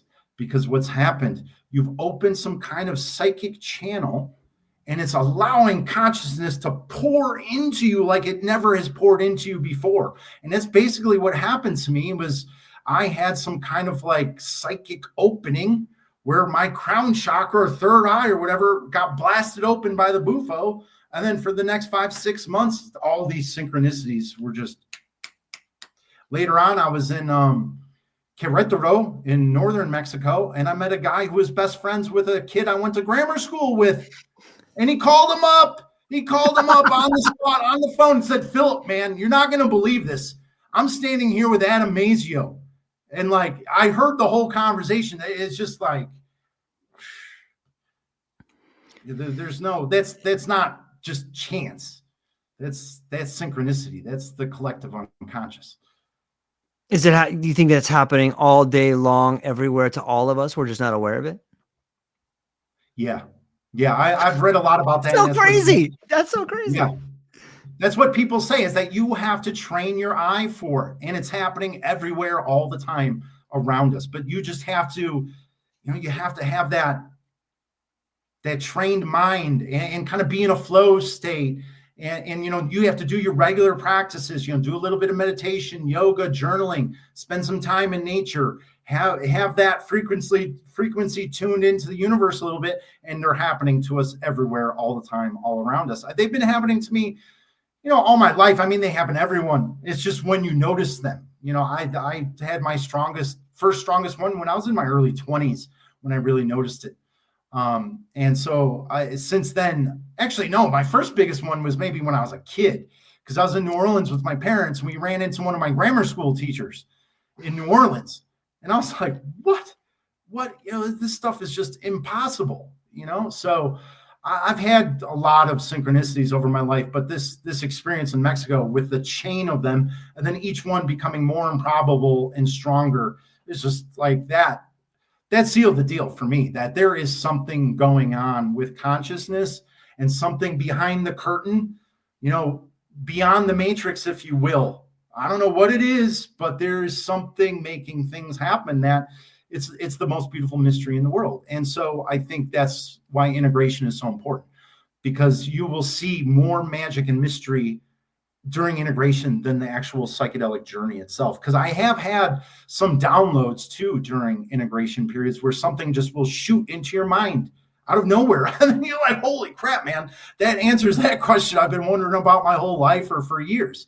So yeah, really nurture and cultivate that period of integration. Try and spend time in nature, spend time alone, do some yoga, some journaling, body work, go to a float tank. I love float tanks, man. Float tanks are the shit. Like that's probably one of the best tools for integration is float tanks, man. So yeah, don't do psychedelics for the journey. Do it for the wisdom that you might be able to receive afterwards. That was the best breakdown of integration I've heard on my podcast, man. Thank you. Like that's brilliant. And I think it speaks to the true heart of what integration is and why it's so tricky and why we get caught up in words and stuff. But that was beautifully done, man. Thank you for that. Yeah, and like I said, George, I used to be like, no, man, I don't need any of that integration crap. What is the integration going to do for me? It's all about the journey, man. Like, show me more entities. I want to see another machine elf. I want to see another praying mantis. And then, it's all about integration. Yeah, because that's where the truth and beauty comes in, when you realize that you have a connection to something bigger than you. I mean, you get like kind of like the tease of that during the journey or the experience, but the real meat and potatoes comes during integration. It makes me feel like, I know I've gone through times in my life where like I'll hit it pretty heavy, and it seems like you can't get further. You can visit the medicine as many times as you want, but you're not really going to get any further until you start doing what you're talking about now, is learning the lessons and then seeing them in the world and then acting upon them. And then when that begins to grow, maybe you're ready to come back and learn something new. But maybe depending on where everybody is in their life, when they visit these altered states, like that's the classroom. And now it's time to go put the work out in your real life. And when you start seeing it, they can come back and visit me and we can learn more. But you can't learn more until you actually do the integration and you have these experiences of synchronicities, or you have these experiences of actually feeling and being the awareness that you were taught about. It's like learning the lesson. And I guess that's doing the work, is what they say, right? Yeah. And this is a tricky thing for me, because I always think of the Alan Watts line when, what is it? When you get the call, hang up the phone. Yeah, totally. I'll be doing psychedelics for the rest of my life. I still like to answer the phone, even though I've gotten the call. But I do them far less now. I don't do them nearly as much. Actually, the last time I had a journey was around a year ago. But I still like to check in once a year, twice a year, maybe 3 times at the most. But yeah, I realize now that I just don't need it as much, because when you have, like, say, the experience I was talking about with all these synchronicities, like you are the magic, you are the mystery, and so you don't need the psychedelics to give that to you, because you are it. It's just a matter of finding ways to tap into that without the medicine. And that then is like maybe yoga, meditation, a float tank, because these same psychedelic experiences can happen just as well with other modalities that don't involve plant medicine. And that's those are really, really interesting discussions too, how you can have these very potent psychedelic experiences just as frequently with meditation, float tanks, breath work. It's very possible without plant medicine too. So yeah, it's nice when you learn these things, because you don't need to be constantly going back and picking up the phone as much. Yeah, I'm a big fan of the check-in too. Like it's really nice to just finds. And for me, the psychedelics is always, for me, I do it alone. I'll Yeah. hang out when everyone goes to bed or something like that. And I don't see anything wrong with recreational. In fact, I think that's a good way for people to start their journey, is maybe split an eighth with a friend and check out a laser show or something like that, or maybe go to a concert or something like that. But I know when I was younger, I used them in a way that was much more recreational than it is today, where now it's more, you're finding a way to think about things in life and have them make sense when the world doesn't make sense. It's interesting to see the relationship grow. And maybe that's what happened in the 60s. Maybe we had a different relationship with psychedelics then. And if we go back to the conversation we were talking about, where psychedelics is the trickster that's moved into our lives, maybe that's moving in through our lives on a bigger lens. Like, okay, now you guys are teenagers, or now you guys are adolescents. Or it's interesting just to see the evolution of the relationship change in your life and my life and in society's life. Well, yeah. I mean, being Gen X, it's amazing to see this dramatic shift in our relationship to psychedelics. Because, like I keep saying, none of this trauma boxing or framing existed 20, 30 years ago. It was all more about explore. It was this kind of psychedelic lineage and legacy of the outlaws, the rebels, the iconoclasts, like Timothy Leary, Aldous Huxley, Ken Kesey, Hunter S. Thompson, Bill Hicks. These are all my heroes.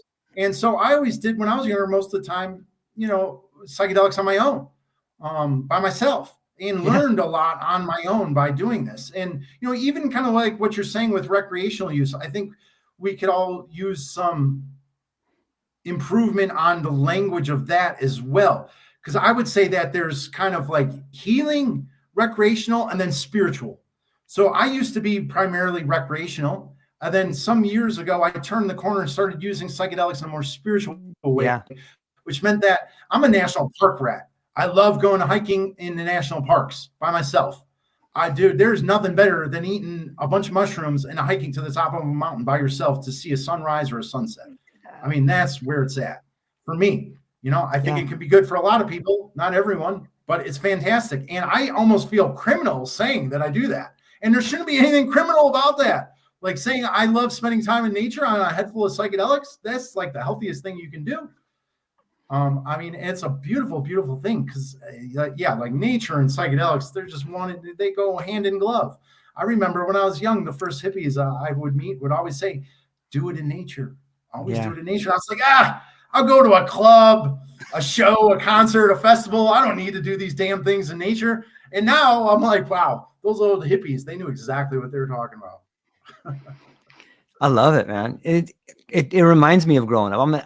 I was born in 75 as well. And that there was all of this for me growing up. Like I would read, I was a big fan of the Doors, and I would read like the Jim Morrison poetry, and like just see the way that these guys stood up to the system and were really pushing the boundaries of what was wrong and what was criminal and this is right. And it's interesting to think that all of us that grew up in that Gen X are now where we are now. It's almost like on some level, hey, remember this? Like maybe it's our job to say what we learned when we came out there, or just to remember and bring up the next group of people that are. It's interesting to think like we are kind of where they were when we were kids, if that kind of makes sense. Just to see that cycle makes me so profoundly grateful to grow up when I did and to have the experiences I did. And it's amazing to think about the generational divides and what we can learn from different generations and where we are now. You ever think about that?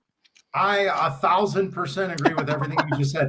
I basically just had the same conversation when I met Christian here in Oaxaca the other day. Because I was talking about, because I think he's Gen X too. Yeah, and I was talking about, that. those old.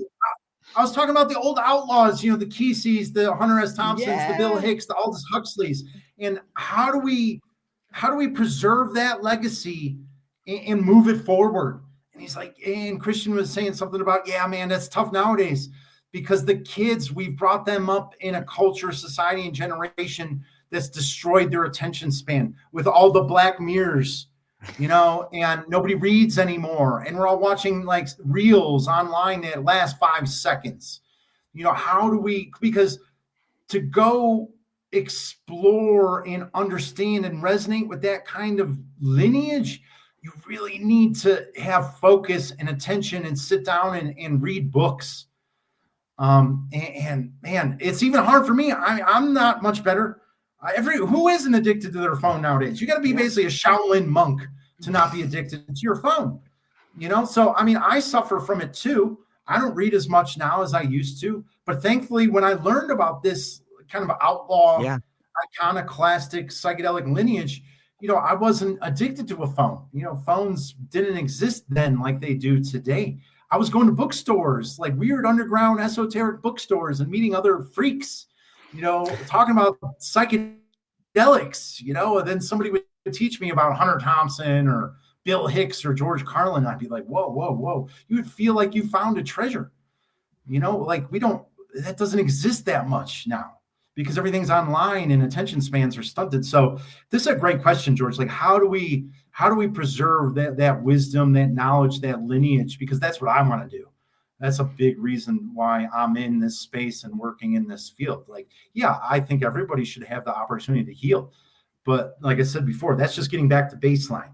What can we do beyond baseline once we all get back to here? And I think some of those answers lie in, our psychedelic outlaws of the past. And then the next level up is, esotericism, mysticism, and topics like that.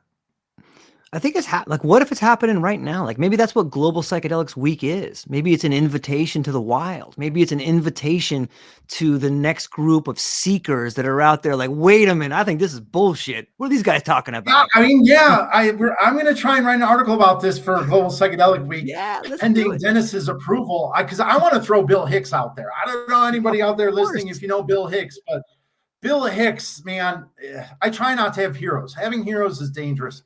But Bill Hicks, man, for me, it doesn't get better than him. That guy was a spiritual warrior, philosopher, genius, trickster galore. Like that guy, I'm so mad. I had chances to see him, even though I didn't know he existed. He did shows in Chicago when I was young, but it was before I even knew who he was, man. I wish I could go back in time and see that guy perform live in Chicago. Because that guy, I wrote a piece recently, hopefully it gets published for Global Psychedelic Week. Basically Bill Hicks knew and understood monistic idealism and the simulation theory before we were even talking about it. Because his famous bit about a positive drug story, about the kid, the bit he does about the kid watching TV on acid or whatever, that realizes he's just a dream of himself. That whole bit is basically like the idea that we're living in a simulation in monistic idealism. Like Bill Hicks, man, that guy, he's my brother from another mother. I love Carlin for me too. Like so much of Carlin's bits about time. Like there's a minute, where's it at? It's gone. It's right now. Like so much of what he was talking about too. And like, but I really think that maybe it's up to the people that remember to go and set up the new one. Like, if you just start looking at the connections that are happening, like the mycelium is moving, a global psychedelics week. And, I just recently hooked up with this cat, Joshua Moyer, who was part of the art challenge. And this guy, I just met Joshua recently myself. I know so Josh. Awesome. What's up, Josh? I know you're over here. I told him today, he told me he's going to be on your podcast next week. I'm like, this is awesome. I can be the opening act for you, warm up the audience, get a nice runway laid down for you. When I first met him, like he's like, hey George, I see this artwork, it's so sick. You do audio? And I'm like, hell yeah, I do some audio. And I watched this video of him, and he's playing on the street. He's doing his own rendition of Jimi Hendrix national anthem, but he did it in Joshua Moore style. I was like, whoa, where's this guy been, dude? But I see all these connections coming together. And as they're coming together, it's like I almost get to experience the things that I saw as a kid. Like I envisioned them, you know what I mean? Not that it was my vision, but like thinking about the Doors or reading Huxley or you just seeing the electric Kool-Aid acid test. Like I had so many like that must have been so insane. And then now I find ourselves here and we're talking about Global Psychedelic Week. Like, wait a minute. Yeah. Now so we're back in the here's a Matrix. nice little story to tie this. Okay. Yeah. Here's a nice little story to tie this all together. Okay. Really, really nice. So I always forget what year it was. If it was 95, 96, I went to the first Woodstock reunion. Nice. In Saugerties, New York, the big festival. And I was there on Sunday morning, and before one of my best friends fled, because it was a disaster. Come Sunday, man, it looked like a medieval battlefield, man. It was horrible. It was bad. It was almost as bad as the original Woodstock, I think. So before my friend Bob fled, I saw him at like 9 o'clock in the morning, and he's looking at me with this goofy look on his face, and he's like, hey, open your mouth and stick out your tongue. And before I could ask why, he just slapped a hit of acid on my tongue. And it was Jesus Christ blotter. And later that day, in between bands on the main stage, there was this artist that came out and they announced to the whole crowd, there's like 500,000 people there. And they announced this guy's going to paint Jimi Hendrix at the original Woodstock on this huge canvas that was like maybe 6 by 6. I mean, it was a gigantic canvas and one dude painting it. So he paints it in between bands, like 5 minutes, 10 minutes later, he's done like super fast. This guy had 3 brushes in each hand between his fingers. So he's painting with 2 hands simultaneously, 6 brushes at once. 5-10 minutes later, he's done. And he's like, there it is. There's Jimi Hendrix. And everybody's looking. Nobody sees shit. Nothing. And everybody's like booing him and like, man, you're a scammer. This is shit. And I'm like, what's going on here? Because I'm on a head full of blotter. And then he's like, oh, I made a mistake. He flips the canvas 180 degrees. And then boom, there's Jimi Hendrix at the original Woodstock with his guitar, the headband, like perfect. Like a perfect Polaroid snapshot. This dude painted it upside down on a canvas that was like 6 by 6 in less than 10 minutes with 2 hands and 6 brushes. That was one of the first most mind-blowing experiences I ever had on psychedelics. Like my brain melted out my ears and I saw it laying on the ground in a puddle. I was like, what? And that's the things that we don't have in the psychedelic culture today. You know, that's my positive drug story, like Bill Hicks. You know, that's when you start realizing, okay, man, like reality isn't what it seems. You know, there is like an illusion, a veil, a matrix, and man, it just blows your mind out of your skull. And those are the kind of, you know, maybe arcane, esoteric wisdoms that we can learn from psychedelics today that I think need to get discussed more. But more often than not, you can only learn that through your own direct subjective experience. Right. Like you just have to experience that on your own because there's nothing that can duplicate that. It's such a mind-blowing story, man. I wish I was there with you, man. It's the experience. It's the experience is language. You know what I mean? Where like you experienced, you were there, you saw it. Like, oh, now you get it. You could tell stories about it. And this goes all the way back. You can hear lectures about it, but you can't really understand it unless you experience it on some level. Yeah, and it's humbling because you realize how easy it is to trick us. Yeah. Our brains are really faulty and not well designed. I mean, they are in some ways beautifully designed, and others, man, we are just stupid creatures and very easily misled and tricked. And you see something like that on a head full of ass, and you're like, whoa. Like, yeah, it's an ontological shock. That's such a great one. Yes. Yeah. It blows my mind to think of it. And those guys are out there. Like it's just waiting and culminating and getting ready. Like it makes me so excited for psychedelics. Because once you hear a story like that, you realize what's on deck. You realize, and it gives me, I'm so grateful for the conversation, because it's really easy to get cynical. It's really easy to see this stuff. But if you just pan back, and the trickster's like, just take it easy. You have no idea what's on deck. Just watch. Just wait. It's perfect. Oh, there's always beautiful things coming down the pipeline, George. You just like sit back, relax. I got a great meme, because that's a theme here. I'm gonna have to dig through it sometime, but I found it years ago. It's kind of like this Indian guru looking guy. He might be like a Sikh.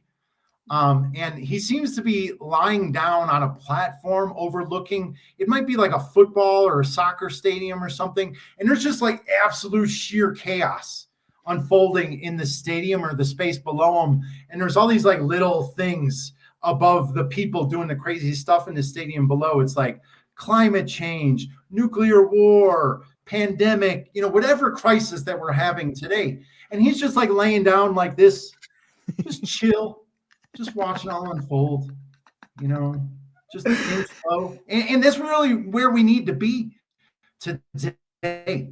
We can't allow ourselves to get sucked into the chaos and the poly crisis that's happening right now. We need to find a way to be above that in a figurative way, to not let it affect us on the inside. We have to be able to just it's like the Bruce Lee line, be like water. Let yourself flow around it. Don't resist it. Don't push through it. Don't try and go over it. Just flow. Be soft. Be fluid. Be soft. Be flexible, and just flow. Let yourself flow around it, so it doesn't eat you up, because what's happening in the world today will drive you nuts. It will just absolutely corrode and corrupt your psyche if you allow it to. Yeah, it's so well said, man. I can't wait to see that. I mean, that's beautiful. Like that should be the flyer for Psychedelic Science Week, man. That would be so sick, dude. Yeah. I'm no guru, man. I'm not enlightened. I'm not better than anybody else. But when you realize you have that capability and that capacity to just turn off, well, it's not even like turning off the outside world. It's just like saying, okay, I see you, I feel you, I know you, but you're not going to affect me. I'm just going to let it all happen around me, but I'm going to be in this little kind of like psychic safety and security bubble. That's what it is. You kind of just go through, everything happening around you. You feel it, you sense it. You're not dumb to it, but you have like a safety security bubble around you where it just you don't allow it to affect you so much. And that, man, we really, really need that now. Really need that. I think in addition, like it makes a mockery of all like the alarmism too. You know what I mean? Like that's exactly what the kids need, is like a break from all this ridiculousness, It's so beautiful, and that's a super dangerous topic to get into, because you can get into politics with that. And some of the crises that we're being told are happening. And yet at the same time, because we're Gen X, you'll know about this. When we were kids at school, we were told it was a hole in the ozone because everybody was using too much hairspray. That all the chemicals in the hairspray were causing the ozone to melt, and that the sun was going to just like totally come in and irradiate us, and we're all going to burn to a crisp. Well, where's the hole in the ozone now? I haven't heard about the ozone in 30 years.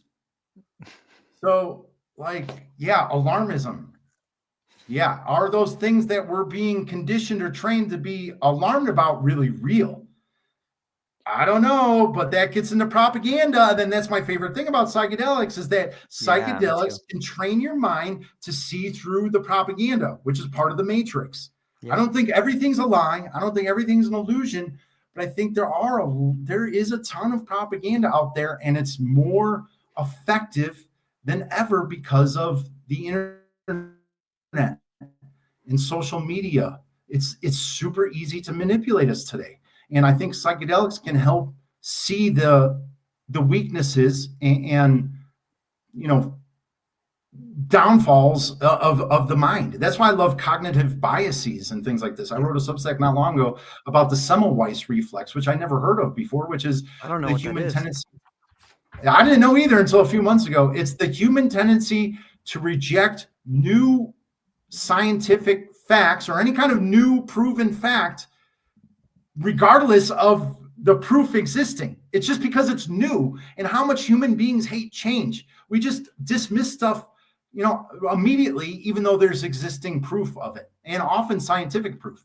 And it's just like a knee-jerk reaction of your mind to just immediately dismiss it, even though there's proof for it. And it's called the Semmelweis reflex. And that's happening a lot today in the world with science, with a certain event that happened a few years ago across the world.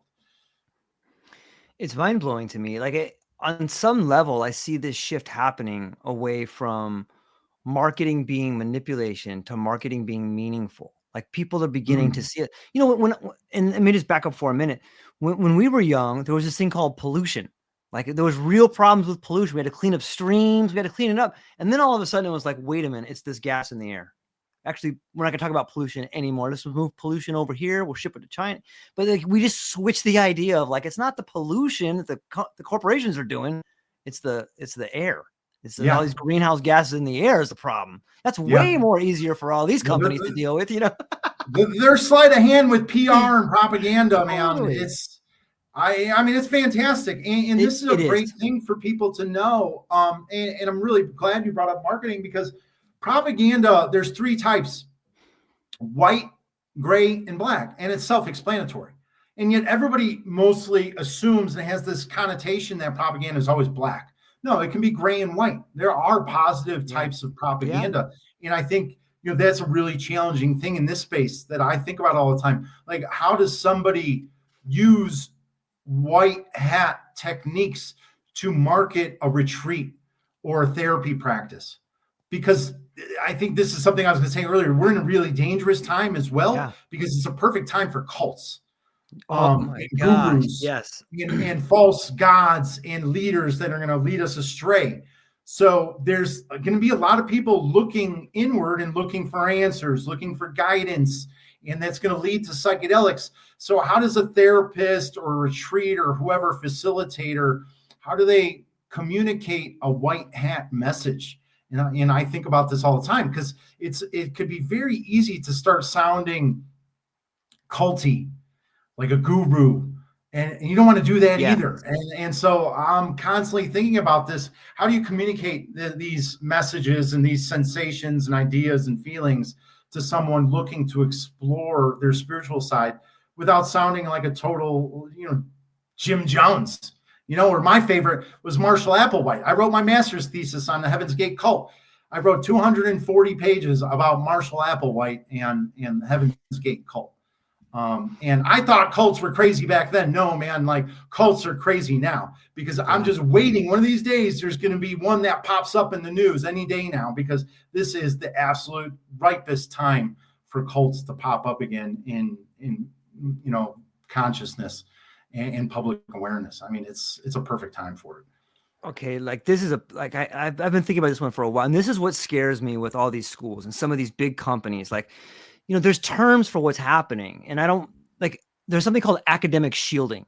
What is academic shielding? Academic shielding is when you bring in a bunch of people from big institutions with degrees, and they start getting around like this thing that's spiritual. Now, all of a sudden, and here's like, growing up in Gen X, we know about MK Ultra. Do you know how easy it would be to take a charismatic young man that might be in trouble with the law, run him through one of these programs, like one of these programs, and then have all those academics down there lend all their credibility to this young kid, bring him out, spend 20 grand on making him an influencer, and now you have psychedelics by the balls. Like, you know what I mean? Like, you have them by the balls, and it would cost you like 30 grand.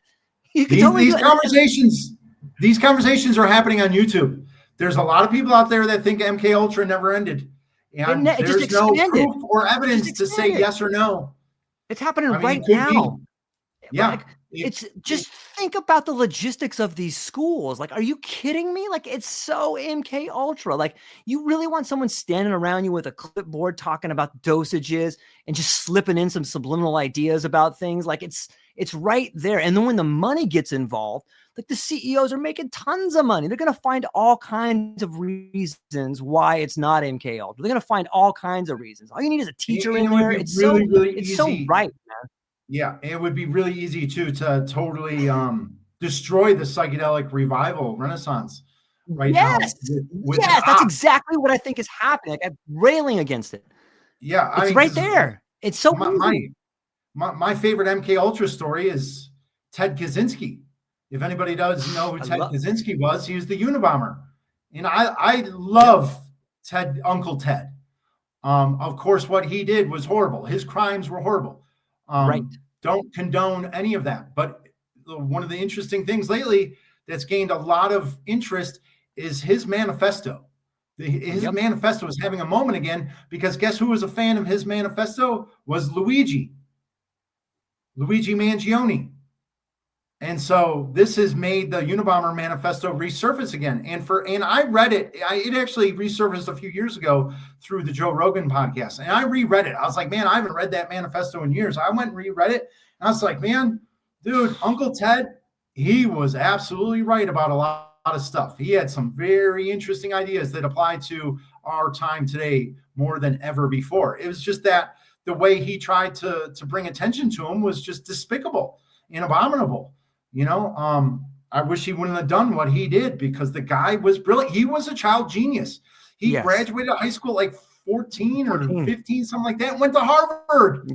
Went to Harvard when he was like 15 or 16 years old. And then it was when he was in Harvard, he got recruited into MK Ultra. Man, that guy, you want to talk about trauma? That guy got messed with. I think part of what he went through at Harvard during MK Ultra was he was told every single day when he went to see his therapist, which was a CIA agent, was that whatever dreams you have, whatever ambitions you have, you can't do them. Those are unachievable. You're stupid. Look at you. You're incapable. You have no talent. You're dumb. That's what they told him for like 2 or 3 years, among a lot of other things that we probably don't know what happened to him. But that was one of them. Like, they put him through psychic hell. And then, of course, he's going to turn into Unabomber after that. You can make crazy story.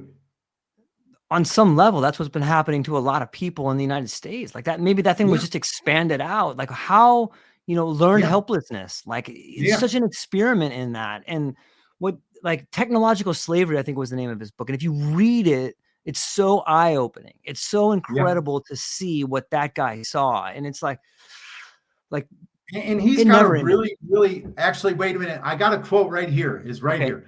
By Ted. Never lose hope, be persistent and stubborn, and never give up. There are many instances in history where apparent losers suddenly turn out to be winners unexpectedly, so you should never conclude all hope is lost. I mean, dude, that is a beautiful, beautiful quote. I have it sitting right in front of me. I hand wrote it out. And it's a quote from a murderer, maybe a mass murderer. Arguably, maybe America's first terrorist, or one of the first terrorists. And that's another thing that's happening today, is we're having a problem sussing out the good from the bad.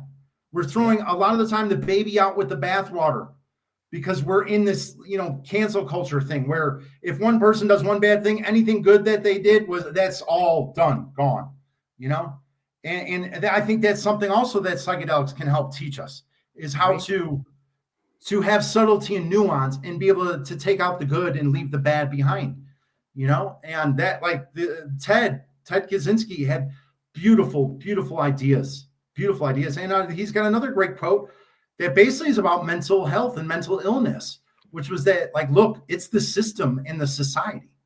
And that's something that's very dangerous in the psychedelic space today with this whole trauma boxing and healing framework or context, is that, some years ago, corporate America was already co-opting yoga and meditation. And you could go on your lunch break and meditate or do yoga. Well, what's the implicit message with that? Is that the system isn't the problem, it's you. You are the problem because you are maladjusted to the system. You have to fix yourself to work in the system better. And so now we're getting into dangerous territory with psychedelics with that as well, because there could be an implicit message that, hey, you're broken. No, the system's fine. And because that's not a conversation that happens a lot in the psychedelic space, is we don't look at the system and the politics and what's creating 200 million people in America with trauma. Let's look at that, because that's what Gen X did, was always like give the finger to the man and punch up. What's causing this crisis of trauma? Like this, in the end, psychedelic assisted therapy is just a reactive solution. It's a Band-Aid. We still have to find a proactive solution to what's causing all the trauma, because in the end, I think all the psychedelic assisted psychotherapy is just a finger in the dike, and we're not going to be able to hold back what's behind the dike forever. We have to change the system. How do we do that? I don't know. I don't have the answers, but we have to change the system because it's horribly dysfunctional, sick, and corrupt, but it doesn't get discussed a lot in the psychedelic field. The only person that really discusses it that I know of a lot publicly is Gabor Mate. He discusses it a lot because it's not a single siloed conversation. It's spirituality, mental health, politics. It's all together. You can't separate those things because it's what's causing the trauma and the mental health breakdown is the society and system itself. And that's what Ted Kaczynski brought up, 40, 30 years ago. It's so well said. It's so well said. And I can't help, like, there's part of me, maybe it's the Gen X part of me. It's like, this is all intentional. If you look at the way in which the only reason people really, in my opinion, the rule makers or a lot of the people that are leading, not a lot of the people, but some of the people leading the charge in psychedelics, they see the money aspect in legalization. And it's like, okay, well, how this is what they tried in the 50s. Like, how do we legalize this, centralize it, make tons of money, but not have that pesky uprising thing over there? And when you see the way in which the conversations move towards trauma, it's moved into the world of politics. It's moved into all these worlds over here. Like you get away from it. Like it's becoming Brave New World instead of the island. You know what I mean by that? Like, it's microdosing is like the new Prozac. Like, look, let's just take some microdoses. Fuck microdosing. Like, do it, but you don't need a coach to do it. Like, yeah, it's a great tool for you to explore. You don't need to put training wheels on a tricycle. You know what I mean? Like, you don't need that.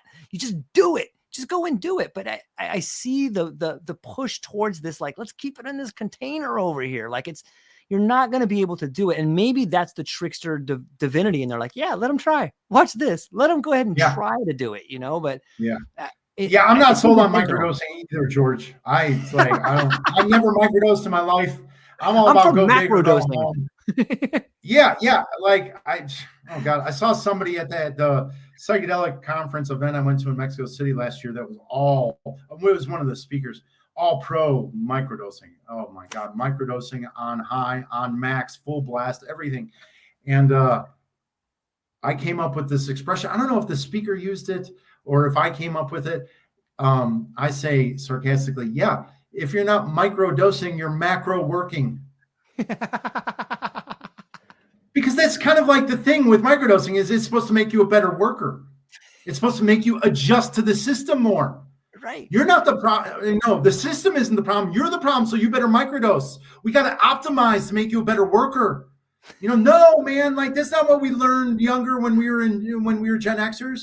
We're all about tearing the system down and replacing it with a better one. And now microdosing, you better take a little something every few days.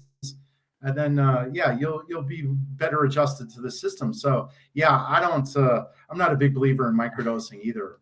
But then again, I don't suffer from any mental health issues or anything. Maybe it does work. Although, also, there's a lot of studies coming out saying it doesn't work for a lot of things that people say it does. So, who knows, man? But all I can say is that I'm not a fan of microdosing. Go big, go home. But everybody can do it. They can try it. That's up to them. But we'll see. We'll see what history has to say in a few years about microdosing. Yeah, it's so exciting, man. Like I feel so relieved, man. Thank you for having the conversation with me. And like, there's so many topics here and I think a lot of people feel like us. I think there's a lot of people like, this is all wrong. This is ridiculous. What are we doing? This is a mockery, but that can't be contained for so long. And all it takes is for people to start stepping up and talking about it. And then the army comes, man. Like, yeah, dude, the underground is right here. It's been waiting. Yeah. And I think part of it is just the media portrayal. Yes. And that's probably likely to change because the healing narrative has been dominating. And I came up with something. Let me find the note really quick. I get the sense that, where is it? Oh, shoot. I'm not going to be able to find it now. Where did it go? Something about, here it is. Drugs and fun are for kids. Medicine and healing are for adults. Sounds It like a kind of horrible feels PSA. like that, Yeah. Yeah. And then Yeah. maybe also consciousness and spirituality is for fools, and we have to kind of try and realign these things. And I think that's kind of the feeling now is that, okay, medicine and healing is for the adults. So that's the push of the mainstream narrative. Yet I think the Yeah. overwhelming majority of people still using psychedelics are using them recreationally. It's young people going to festivals and stuff, or Yeah. that young guy on acid watching TV at home by himself. I think that's the majority of people still using psychedelics, but in the mainstream narrative, they're not portraying it as that, Right. because the money is behind the therapeutic push. Yeah. It's interesting too. And when I look at it too, like I talk to so many cool students that finally have an avenue where they can begin to explore it. But it seems like if I could send out a message to all the people out there that are exploring, first off, thank you for running these experiments and stuff. But how much of these studies that we read about end up being theoretical footnotes for big pharma companies? You know what I mean? Like, and maybe that's because there's not a whole lot of money for the kids to explore, but it's just in that same box, man. And we lionize some of these people. Like, wait a minute, you're asking for big trouble, George. What am I? Bring Big it. trouble, Let's because go. this goes back to the Semmelweis reflex and monistic idealism. This gets to be very, very complex and complicated. So science has a lot of problems right now, and most people don't realize it in the mainstream. So one problem is the monistic idealism, that we're now using the scientific method to then enigma Ouroboros there. And then also, a lot of the scientific journals have been corrupted because they're run by big pharma. Yep. And so a lot of the studies that come out are total BS. And now you have to look at the footnote in the journal article to see who funded it.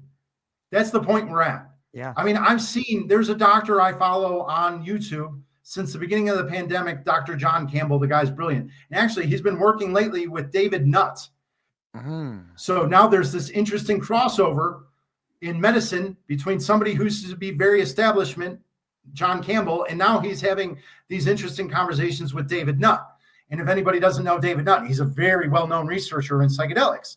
And so Dr. John Campbell talks about this sometimes. He's like, yeah, some of these very prestigious medical journals that are high profile, that I formerly had a ton of respect for and never questioned, now I can't trust them, because now I have to see who's funding the research, because it's big pharma who's funding a lot of the research behind it. So now we can't even necessarily believe a peer-reviewed journal article that comes out. We can, but man, you have to use a ton of discretion and read the footnotes about who funded it. And then sometimes you're not even going to know then. You're going to have to be like, well, I didn't hear this guy or this company or this philanthropic organization, and then go in and study who those people are. You really have to go down the rabbit hole. And so there's some serious challenges in science right now that psychedelics finds itself downstream of. And this doesn't. Yeah, without a doubt, it's become company science. That's a term I like to use to derail the legitimacy of it. It's company science. Who funded that? And it's so hard for people in the mainstream who are working 40, 50, 60 hours a week to, you're supposed to have this trusted journal that tells you what's going on. And like we saw it with COVID, we see it with all the things. And once you start peeling back that onion, you realize the corruption has crept into everything. The money just sneaks in. Okay, I'm going to write the textbook for the doctors. I'm going to write the textbooks for this. The whole system is corrupt. And it just makes me think that maybe the generations, maybe all that stuff we learned as Gen Xers was so that we could be here now. Maybe it's our turn to be like, look, let us show you what we learned and why we think this is wrong and why this is what. Let me tell you about this other way that happened. And it takes me back to Global Psychedelics Week, man. Like, I think that this is something that can be way more than just a week of just talking about psychedelics, but it seems like something more of like a whole new process of learning, and an event where people can come and get to talk to people and have questions. Like, questions are there's a reason the question mark looks like a scythe, man, because you're cutting down ideas with these questions. And I think that's the best thing that kids today can do, man, is just ask questions. Like you can find That's the answer. great, man. That's a super metaphor. The scythe and the question mark. Yeah, that is awesome. I never thought about that before. Yeah, because I think, and this has been a theme throughout this conversation, that's one of the best things that psychedelics can teach you is to question everything. And this time that we're going through now, this time of great revealing, we're realizing we've been lied to by, we've been lied to about a lot of things. And so, and it's healthy to question everything, question authority. That's good. And yeah, it's dangerous times because science has become a religion. It's been replacing religion, and now we're learning that science has been corrupted big time, and that is dangerous because I still love science. Before I got into speech and communication, I tried being a marine biologist. I've worked on human cadavers. I took a college level human anatomy and physiology class senior year of high school, and I worked on prosected cadavers. I've touched brains. I've held human hearts in my hand. I love science, but science is a really bad place right now. And I don't know how the institution is going to recover trust, because if big pharma in corporate America has hurt it badly. Man, it's so true. It's going to come from the movements, man. It's going to come. I think psychedelics have already played such an incredible part, and I can't fathom that it's not going to continue to play the same part it played in the 60s. Like I really feel we are in the late 50s and we are about to start seeing all kinds of new bands come out, artwork come out, festivals come out. And like that's when the community comes out. That's when real problems begin to be solved. And when everybody's affected, all of a sudden people start coming together. They start sitting at the dinner table talking about how badly they've been screwed over for the last 50 years, and then that's exactly what the establishment is trying to stop. Like, dude, these guys are getting really close, man. Okay, yeah, like I totally agree with all that. And here's one of the most important pieces of history that we can learn from and try and avoid in this moment. I actually sent off an interview, a questionnaire for Global Psychedelic Week to Zach Leary. I didn't ask him this question though. Maybe sometime in the future I'll ask him this one. So for anybody that doesn't know, there was a big schism between Timothy Leary and Hunter S. Thompson. I don't know that they were personally friends ever, but of course, because they were both hippies and existed during the psychedelic era of the 1960s, they knew each other's work. And Hunter ended up hating what Timothy Leary did with the tune in, turn on, and drop out. And I can't remember which book it was now that Hunter wrote or essay, but he said something in response to Timothy Leary and the tune in, turn on, drop out about the grim meat hook realities. And I think I need to study this some more and research it a bit. I think what Hunter was referring to there was, okay, look, you can all be hippies and eat mushrooms and drop acid and go be barefoot at a commune at a farm, right? But you're still going to be living underneath this system that still has a daily impact on you. Whether it's the political system, the financial system, there are still like methods and modes of control, power, and domination that are still going to trickle down to you being barefoot every day on your commune at the farm. And you still have to try and fight against those forces. You can never totally drop out. Like you can, okay, maybe go buy like some island in the middle of the Pacific somewhere and live there by yourself. You can do it that way. But if you're still living in the United States, you can't totally ever disconnect from the matrix. The only way to do it is to create a new system that makes the former obsolete, which is the famous Buckminster Fuller quote. So that was the kind of maybe failure or mistake of Timothy Leary, was that he didn't give the solution. Like the solution was just to kind of become, I don't know if nihilistic's the right word, apathetic would be the best probably. Just like you don't have to play in that system, which is true.